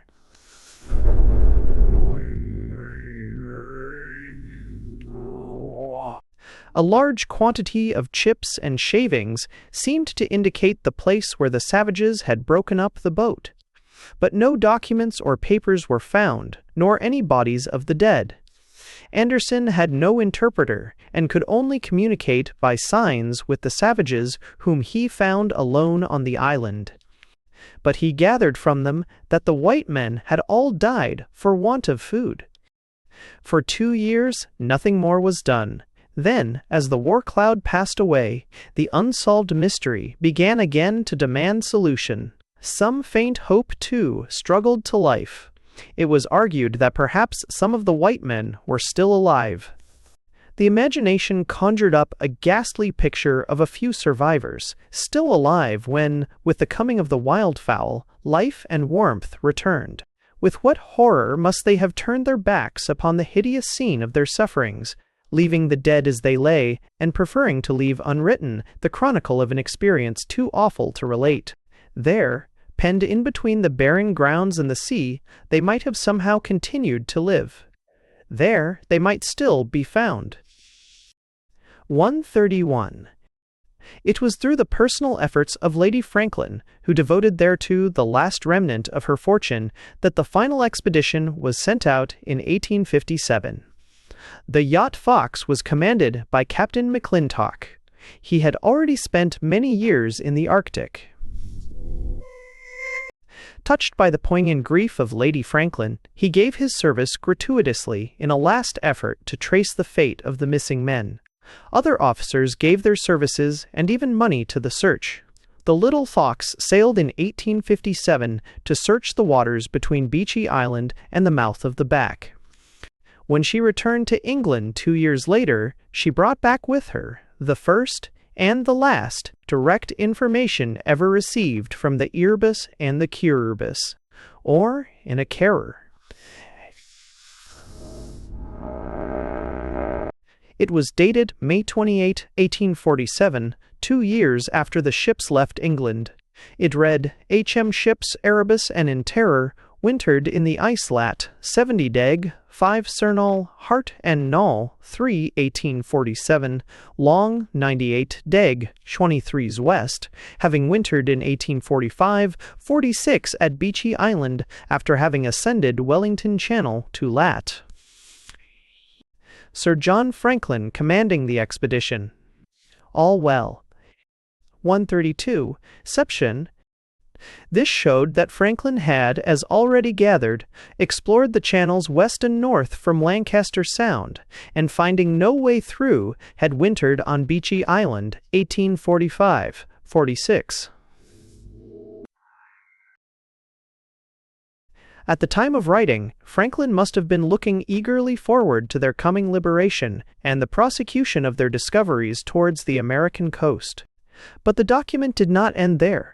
It had evidently been placed in the cairn in May of 1847. A year later, the cairn had been reopened, and to the document a note had been appended, written in fine writing round the edge of the original. The torn edge of the paper leaves part of the date missing. It runs, all 2/8, ain for 848. Ships Erebus and Terror were deserted on the 22 of April, 5 leagues NNW. Of this, Sempu been beset since 12th Sept. 1846. The officers and crews consisting of 105 souls under the command, 1 TT and FUTUF, RM Crozier, landed here in lat. 69 deg. 37s 42. Long. 98 deg. No words could convey better than these simple lines. The full horror of the disaster, 2 winters frozen in the ice pack till the 133d lack of food and the imminence of starvation, compelled the officers and men to leave the ships long before the summer season and try to make their way over ice and snow to the south. And Franklin? The other edge of the paper contained in the same writing a note that ran, Sir John Franklin died on the 11th June 1847, and the total loss by death to the expedition has been to date 9 officers and 14 men. F.R.M. Crozier, Captain and Senior Officer. James Fitzjames, Captain HMSS Erebus. At one corner of the paper are the final words that, taken along with the stories of the Eskimos, explained the last chapter of the tragedy. All, and start tomorrow 26th for Back's Fish River. McClintock did all that could be done. He and his party traced out the coast on both sides of King William's Island, and, having reached the mouth of the Back River, he traced the course of Crozier and his perishing companions step by step backwards over the scene of the disaster. The Eskimos whom he met told him of the freezing in of the 2 great ships, how the white men had abandoned them and walked over the ice, how one ship had been crushed in the ice a few months later and had gone down, and how the other ship, 134 Doll, had lain a wreck for years and years beside the coast of King William's Island. One aged woman who had visited the scene told McClintock's party that there had been on the wrecked ship the dead body of a tall man with long teeth and large bones. The searchers themselves found more direct testimony still. A few miles south of Cape Herschel lay the skeleton of one of Franklin's men, outstretched on the ground, just as he had fallen on the fatal march, the head pointing towards the Back River. At another point, there was found a boat with 2 corpses in it, the one lying in the stern, carefully covered, as if by the act of his surviving comrade, the other lying in the bow, 2 loaded muskets standing upright beside the body. A great number of relics that marked the path of Crozier's men were found along the shore of King William's Island. In one place a plundered cairn was discovered. But, strangely enough, no document or writing to tell anything of the fate of the survivors after they started on their last march. That all perished by the way there can be little doubt, but it is altogether probable that before the final catastrophe overtook them, they had endeavored to place somewhere a record of their achievements and their 135 deaths' sufferings. Such a record may still lie buried among the stones of the desolate region where they died, and it may well be that someday the chance discovery of an explorer will bring it to light. But it can tell us little more than we already know by inference of the tragic but inspiring disaster that overwhelmed the men of the Erebus and the Carer. Ordeal. 136. Chapter 6. Hires 6, but... Epilogue. The Conquest of the Pole. It is no part of the present narrative to follow in detail the explorations and discoveries made in the polar seas in recent times. After the great episode of the loss of Franklin and the search for his ships, public interest in the Northwest Passage may be said to have ended. The journey made by Sir Robert McClure and his men after abandoning their ship had proved that such a waterway existed. But the knowledge of the northern regions acquired in the attempt to find the survivors of the Erebus and the Terror made it clear that the passage was valueless, not merely for commerce, but even for the uses of exploration. For the time being, a strong reaction set in, and popular opinion condemned any further expenditure of life and money in the frozen regions of the Arctic. But, Although the sensational aspect of northern discovery had thus largely disappeared, a new incentive, 137 bes, began to make itself increasingly felt. The progress of physical science, the rapid advance in the knowledge of electricity and magnetism, and the rise of the science of biology were profoundly altering the whole outlook of the existing generation towards the globe that they inhabited. The sea itself, like everything else, became an object of scientific study. Its currents and its temperature, its relation to the land masses which surrounded it, acquired a new importance in the light of geological and physical research. The polar waters offered a fruitful field for the new investigations. In place of the adventurous explorers of Frobisher's day, searching for fabled empires and golden cities, there appeared in the seas of the north the inquisitive man of science, eagerly examining the phenomena of sea and sky, to add to the stock of human knowledge. Very naturally, there grew up under such conditions an increasing desire to reach the pole itself, and to test whether the theoretical conclusions of the astronomer were borne out by the actual observations of one standing upon the apex of the spinning earth. The attempt to reach the pole became henceforth the great preoccupation of Arctic discovery. From this time on, the story of what has been done in few 113 mast the northern seas belongs not to Canada, but to the world at large. The voyages of such men as Frobisher, Davis, and Hudson, and the journeys of men like Hearne and Mackenzie led to the opening up of this vast country and belong to Canadian history. But in recent Arctic discovery, the point of interest had never been found in the lands about the northern seas, but only in the Arctic Ocean itself, and in the effort to penetrate farther and farther north. Little by little, this effort was rewarded. A series of intrepid explorers forced their way onward until at last the pole itself was reached, and the frozen north had yielded up its hollow mystery. The struggle to reach the pole was the form in which Arctic exploration came to life again after the paralyzing effect of the Franklin tragedy.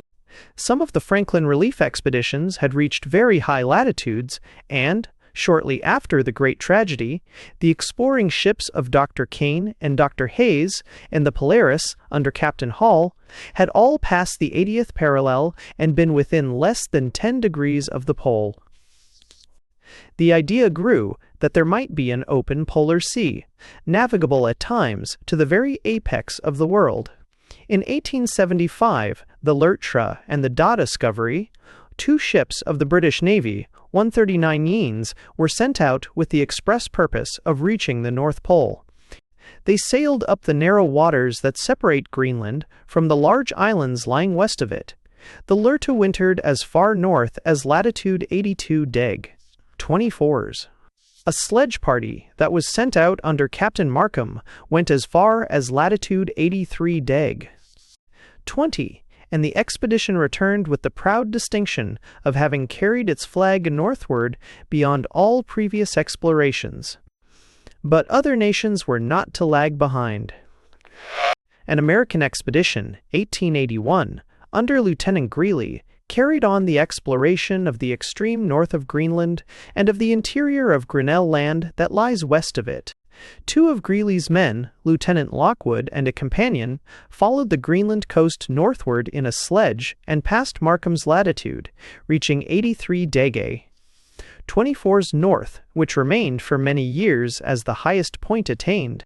Greely's expedition became the subject of a tragedy almost comparable to the great Franklin disaster. The vessels sent with supplies failed to reach their destination. For 4 years, Greely and his men remained in the Arctic regions. Of the 23 men in the party, only 6 were found alive when Captain Schley of the United States Navy at last brought relief. 100 Fort. After the Greely expedition, the fight towards the pole was carried on by a series of gallant explorers, none of whom, strange to narrate, were British. Commander R.E. Peary of the United States Navy came prominently before the world as an Arctic navigator in the last decade of the 19th century. In 1892, he crossed northern Greenland in the extreme latitude of 81 deg, 37's, a feat of the highest order. Still more striking was the work of Dr. Fridtjof Nansen, which attracted the attention of the whole world. Nansen had devoted profound study to the question of the northern drift of the polar waters. It had often been observed that driftwood and wreckage seemed, in many places, to float towards the pole.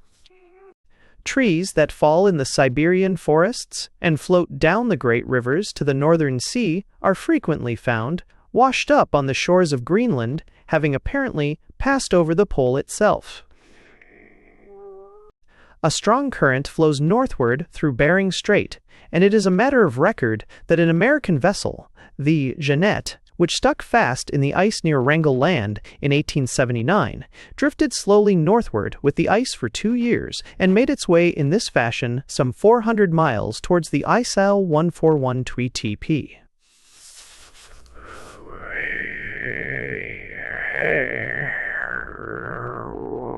Dr. Nansen formed the bold design of carrying a ship under steam into one of the currents of the far north, allowing it to freeze in and then trusting to the polar drift to do the rest. A stout wooden vessel of 400 tons, the Fram, or the Forwards, was specially constructed to withstand the grip of the polar ice. In 1893, she sailed from Norway and made her way by the Kara Sea to the New Siberian Islands. In October, the Ephraim froze into the ice, and there she remained for 3 years, drifting slowly forwards in the heart of the vast mass. Her rudder and propeller were unshipped and taken inboard. Her engine was taken to pieces and packed away, while on her deck a windmill was erected to generate electric power. In this situation, snugly on board their stout ship, Nansen and his crew settled down into the unbroken night of the Arctic winter. The ice that surrounded them was 12 feet thick, and escape from it, even had they desired it, would have been impossible. They watched eagerly the direction of their drift, worked out by observation of the stars. For the first few weeks, propelled by northern winds, the Ephraim moved southwards. Then, 142, slowly, the northern current began to make itself felt. But during the whole of this first winter, the Kuppen HF Fram only moved a few miles onward towards her goal.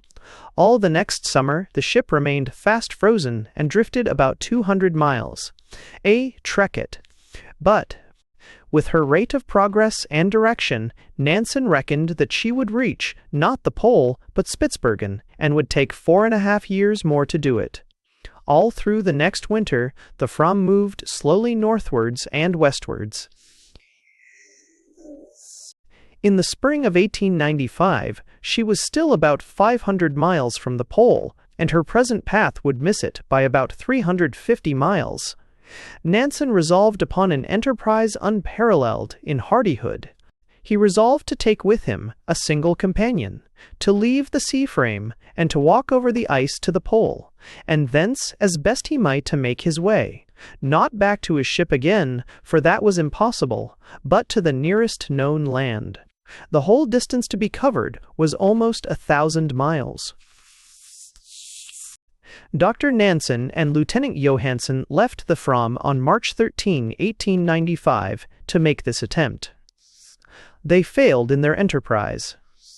To struggle towards the pole over the pack ice, at times reared in rough hillocks and at times split with lanes of open water, proved 114 preheim, a feat beyond the power of man. Nansen and his companion got as far as latitude 86 deg, 13's, a long way north of all previous records. By sheer pluck and endurance, they managed to make their way southward again. They spent the winter on an Arctic island in a hut of stone and snow, and in June of the next year, 1896, at last reached Franz Josef Land, where they fell in with a British expedition. They reached Norway in time to hear the welcome news that the May Fram, after a third winter in the ice, had drifted into open sea again and had just come safely into port. Equally glorious, but profoundly tragic, was the splendid attempt of Professor Andrée to reach the pole in a balloon, which followed on the heels of Nansen's enterprise. Andrée, who was a professor in the technical school at Stockholm, had been for some years interested in the rising science of aerial navigation. He judged that by this means a way might be found to the pole where all else failed. By the generous aid of the King of Sweden, Baron Dixon, and others, he had a balloon constructed in Paris, which represented the very latest progress towards the mastery of the air, in the days before the aeroplane and the lightweight motor had opened a new chapter in 144T's history. Andrée's balloon was made of 360 pieces of silk sewn together with 3 miles of seams. It contained 58,000 cubic feet of hydrogen.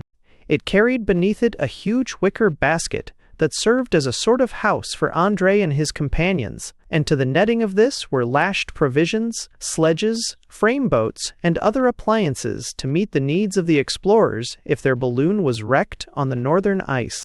There was no means of propulsion, but 3 heavy guide ropes trailing on the ground afforded a feeble and uncertain control. The whole reliance of Andrée was placed, consciously and with full knowledge of the consequences, on the possibility that a strong and favoring wind might carry him across the pole.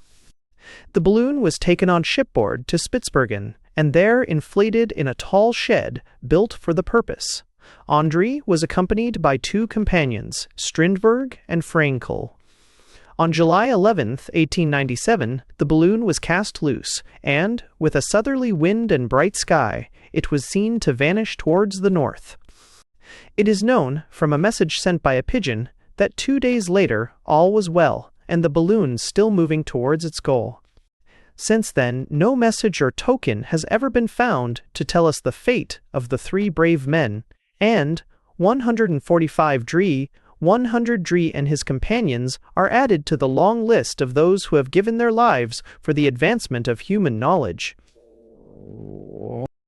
With the opening of the present century, the progress of polar exploration was rapid.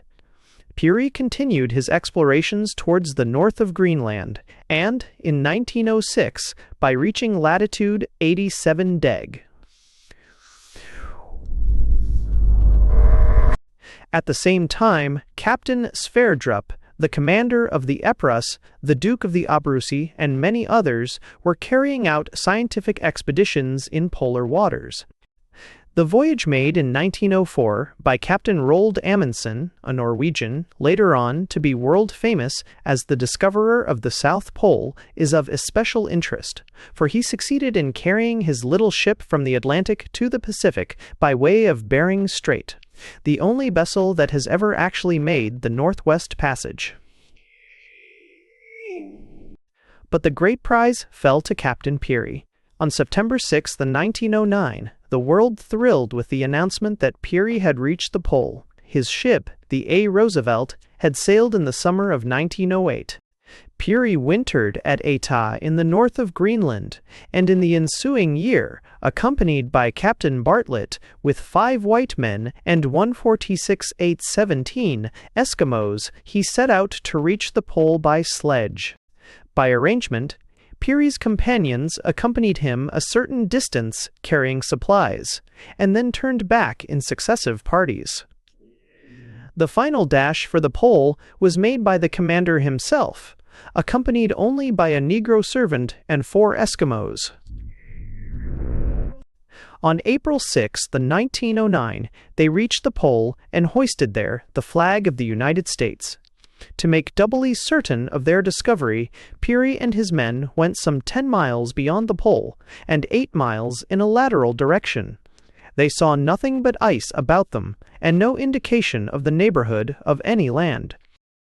114.7 Force. Bibliographical note. For the earlier voyages of the English to the northern seas, the first and principal authority is, of course, the famous collection of contemporary narratives gathered together by Richard Hakluyt under the title Principal Navigations, Voyages, Trafics, and Discoveries of the English Nation. Here, the reader will find accounts of the enterprises of Frobisher, Davis, and others, as written by members of the expeditions and persons closely connected therewith. An interesting presentation of the exploits of Hudson, as revealed in original documents, is found in Henry Hudson, the Navigator, published by the Hakluyt Society, the Journal of Samuel Hearne, together with many maps and much interesting material, is to be found among the publications of the Champlain Society, Toronto, 1911. Ably edited and annotated by the well-known explorer, Mr. J.B. Tyrrell. Alexander Mackenzie's own account of his voyages is a classic and is readily accessible in public libraries. An account of Mackenzie's career is found in the Makers of Canada series. Why Sir John Franklin left behind him a very graphic description of his first journey to the polar seas, to which 148 reference has already been made in the text.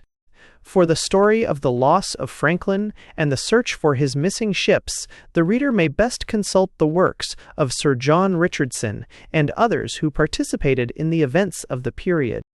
See also in this series, The Adventurers of England on Hudson Bay. 114.9. Index. Amundsen, Captain Rold, makes the Northwest Passage, 145. Anderson, of the Hudson's Bay Company, finds traces of the Franklin expedition, 129.30. André Profe, his attempt to reach the North Pole in a balloon ends in tragedy, 133.5. Arctic Seas, The Short Way to India and China, by 5.7. Athabasca Lake, geographical position of 73. Athabasca River, 66. Back Admiral Sir George, with Franklin, 95, 100, 101, 104, rescues Franklin, 107, explores Back's River, 101. Baffin, William, and the Northwest Passage, 32. Baffin Island, Frobisher's experiences on 1214. Belcher, Captain Sir Edward in the search for the Franklin expedition, 24, abandons his ships, 125, court-martial on 126. Bellot, Lute of the French Navy, sacrifices his life in the search for Franklin, 24-25. Buchan, Captain, an expedition to the North Pole, 93. Cabot, Sebastian, and the Northwest Passage, 5-6. Canada, the far north of, a description, 1-2-26-7, resources of 37-8, 87, barren grounds 42-1, 46, 55-7, 71, 71. Cartier, Jacques, 4-5. Chow Chinaha, an Indian chief, treachery of 42.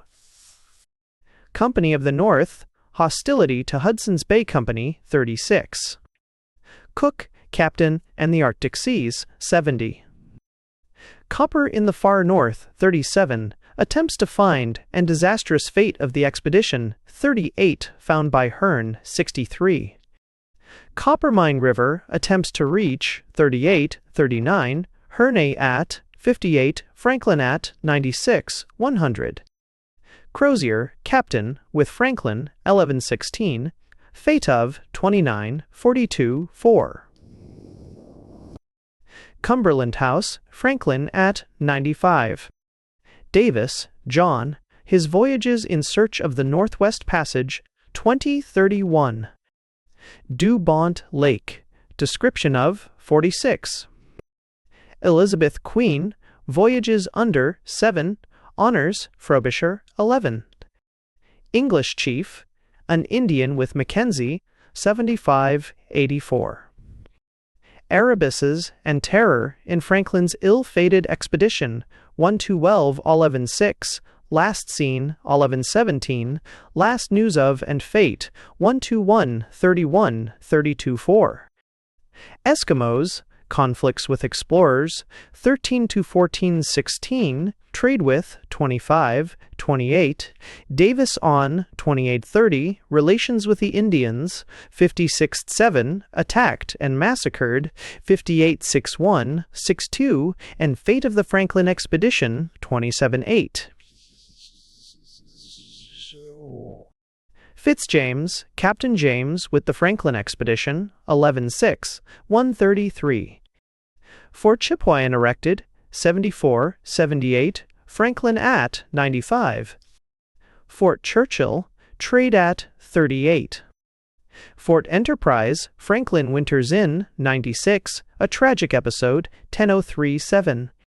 Fort Prince of Wales, expeditions from 40, 42, 51, 68. Fort Providence, Franklin at 95.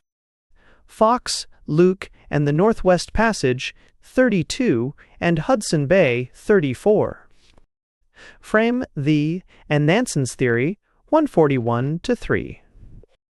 Franklin, Sir John, Early Training, 91, First Arctic Voyage, 93-4, Second 94, Inland Journeys, 64-95-6, A Winter at Fort Enterprise, 97-90, Shest, Traces Arctic Coast in Canoe, U, 98, Tragic Journey Back by Land to Fort Enterprise, 99-174, Terrible Fate of, 127-9.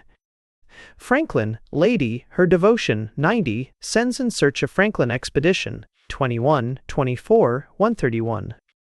Franklin Expedition, The, Apprehension in Britain Concerning, 118-19, Us Search for, 121-6, News of, 122-20, as 8, 129-3, $125, 29.25, $125, 28 as 8.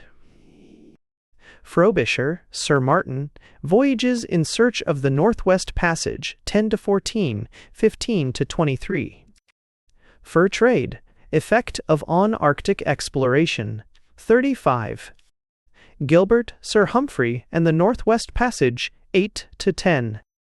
Gold, Search for in Arctic Regions, 14, 17, 18, 20. Great Bear River, Mackenzie on 80-87. Great Slave Lake, description of 67, 77. Greely, Lute, his attempt to reach the North Pole, 39. Greenland, or Friesland, 7-11, Land of Desolation, 23. Hearn, Samuel, joins the Hudson's Bay Company, 39. Expeditions to Coppermine River, 42-1, 42-51, 51-63, 65, 8, and Admiral La Perouse, 68. Hepburn, a sailor with Franklin, 95, 101, 102, 23. Hood, Lute, with Franklin, 95, 100, 100, 100, his tragic death, 102. Hudson, Henry, and the Northwest Passage, 31-2. Hudson Bay Explored, 34. Convenience of fur trade, 35. Conflicts between French and English in 36. Hudson's Bay Company founded, 35. Objects of, 36. Search for copper, 37-8. Development, 72. Indians, their treachery, 41, 45. Troubles with, 47, 48. Designs against Eskimos, 56. Dodden, 58. Dodden 6-1. Shyness of, 79. Terror of the Far North, 80. Indian women, an Indian's estimate of, IV 3. Kelsey, Henry, Inland Journey of, 37. Leroux descends Great Slave River, 75, with Mackenzie, 78, 88. McClintock, Captain, finds last records of the Franklin Expedition, 13125. McClure, Captain, first to make the Northwest Passage, 1425, 6. Mackenzie, Alexander, joins Northwest Company, 73, journey to the Arctic Ocean by the Mackenzie River, 75, 1st 88. Marble Island, a grim tale of shipwreck at 38. Markham, Captain, and the North Pole, 39. Watanabe, an Indian chief, succors Herney, 49, character of 51, assists Herney to reach Coppermine River, 53-4, 56, his opinion of women, 53. Meta Incognita, 14-16, formal landing of Frobisher on, 17, a fort erected on, 31. Michel, an Indian with Franklin, feeds on his companions and murders Lute, Hood, 102-3. Muscovy Company, and passage to the east by the White Sea, 6, oppose Frobisher, 10. Nansen, Doctor, attempts to reach the pole by drifting, 140-3. Northwest Company founded, 72. Northwest Passage as a road to Asia, 5-8, advantages of, 9. Sir Humphrey Gilbert on, 8-10, voyages in search of, 11-21, 23-32, the passage nearly completed, 11-11, 11-11-11-2, 11-T-11-2, 11-2. Norton, Moses, governor of the Hudson's Bay Company, and expeditions to Coppermine River, 39, 42, 50, 51.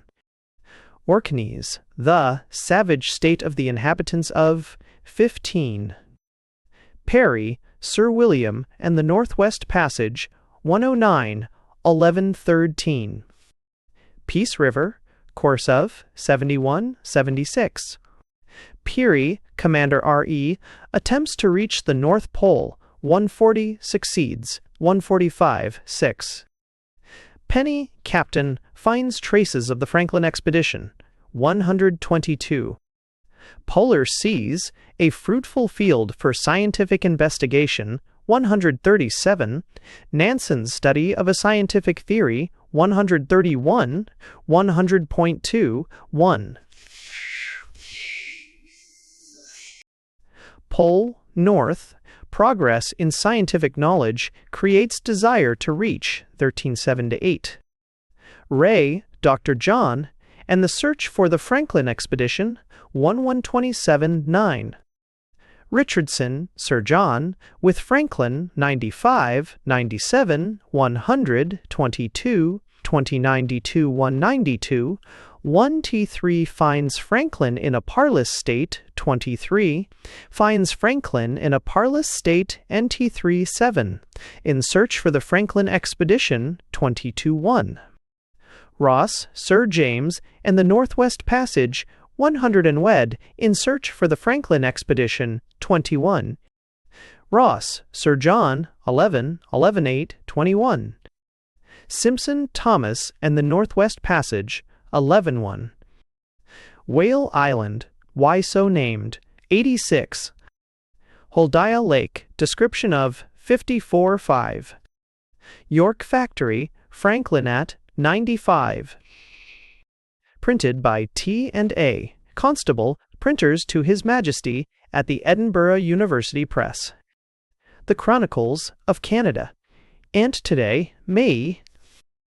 32 volumes, illustrated. Edited by George M. Wrong and H. Langton. The Chronicles of Canada. Part 1. The First European Visitors. 1. The Dawn of Canadian History by Stephen Leacock. 2. The Mariner of St. Malo by Stephen Leacock. Part 2. Seasties Hoddard, High, What Two Bills. The Rise of New France. 3. The Founder of New France by Charles W. Colby. 4. The Jesuit Missions by Thomas Guthrie Marquis. 5. The Seigneurs of Old Canada by William Bennett Munro. 6. The Great Intendant by Thomas Chapais. 7. The Fighting Governor by Charles W. Colby. Part 3. The English Invasion. 8. The Great Fortress by William Wood. 9. The Acadian Exiles by Arthur G. Doughty. 10. The Passing of New France by William Wood. 11. The Winning of Canada by William Wood. Part 4. The Beginnings of British Canada. 12. The Father of British Canada by William Wood. 13. The United Empire Loyalists by W. Stewart Wallace. 14. The War with the United States by William Wood. Part 5. The Red Man in Canada. 15. The War Chief of the Ottawas by Thomas Guthrie Marquis. 16. The War Chief of the Six Nations by Louis Aubrey Wood. 17. Tecumseh, the Last Great Leader of His People by Ethel T. Raymond. Part 6. Pioneers of the North and West. 18. The Adventurers of England on Hudson Bay by Agnes C. Laut. 19. Pathfinders of the Great Plains by Lawrence J. Burpee. 20. Adventurers of the Far North by Stephen Leacock. 21. The Red River Colony by Louis Aubrey Wood. 22. Pioneers of the Pacific Coast by Agnes C. Laut. 23. The Caribou Trail by Agnes C. Laut. Part 7. The Struggle for Political Freedom. 24. The Family Compact by W. Stewart Wallace. 25. The Patriots of 37 by Alfred D. Sells. 26. The Tribune of Nova Scotia by William Lawson Grant. 27. The Winning of Popular Government by Archibald MacMecken. Part 8. On Faulty of the Settles of Jumpstead Eating. The Growth of Nationality. 28. The Fathers of Confederation by A. H. U. Colquhoun. 29. The Day of Sir John Macdonald by Sir Joseph Pope. 30. The Day of Sir Wilfrid Laurier by Oscar D. Skelton. Part 9. National Highways. 31. All Afloat by William Wood. 32. The Railway Builders by Oscar D. Skelton. Toronto, Glasgow, Brooke and Company. Thanks for listening to Adventures of the Far North by Stephen Leacock.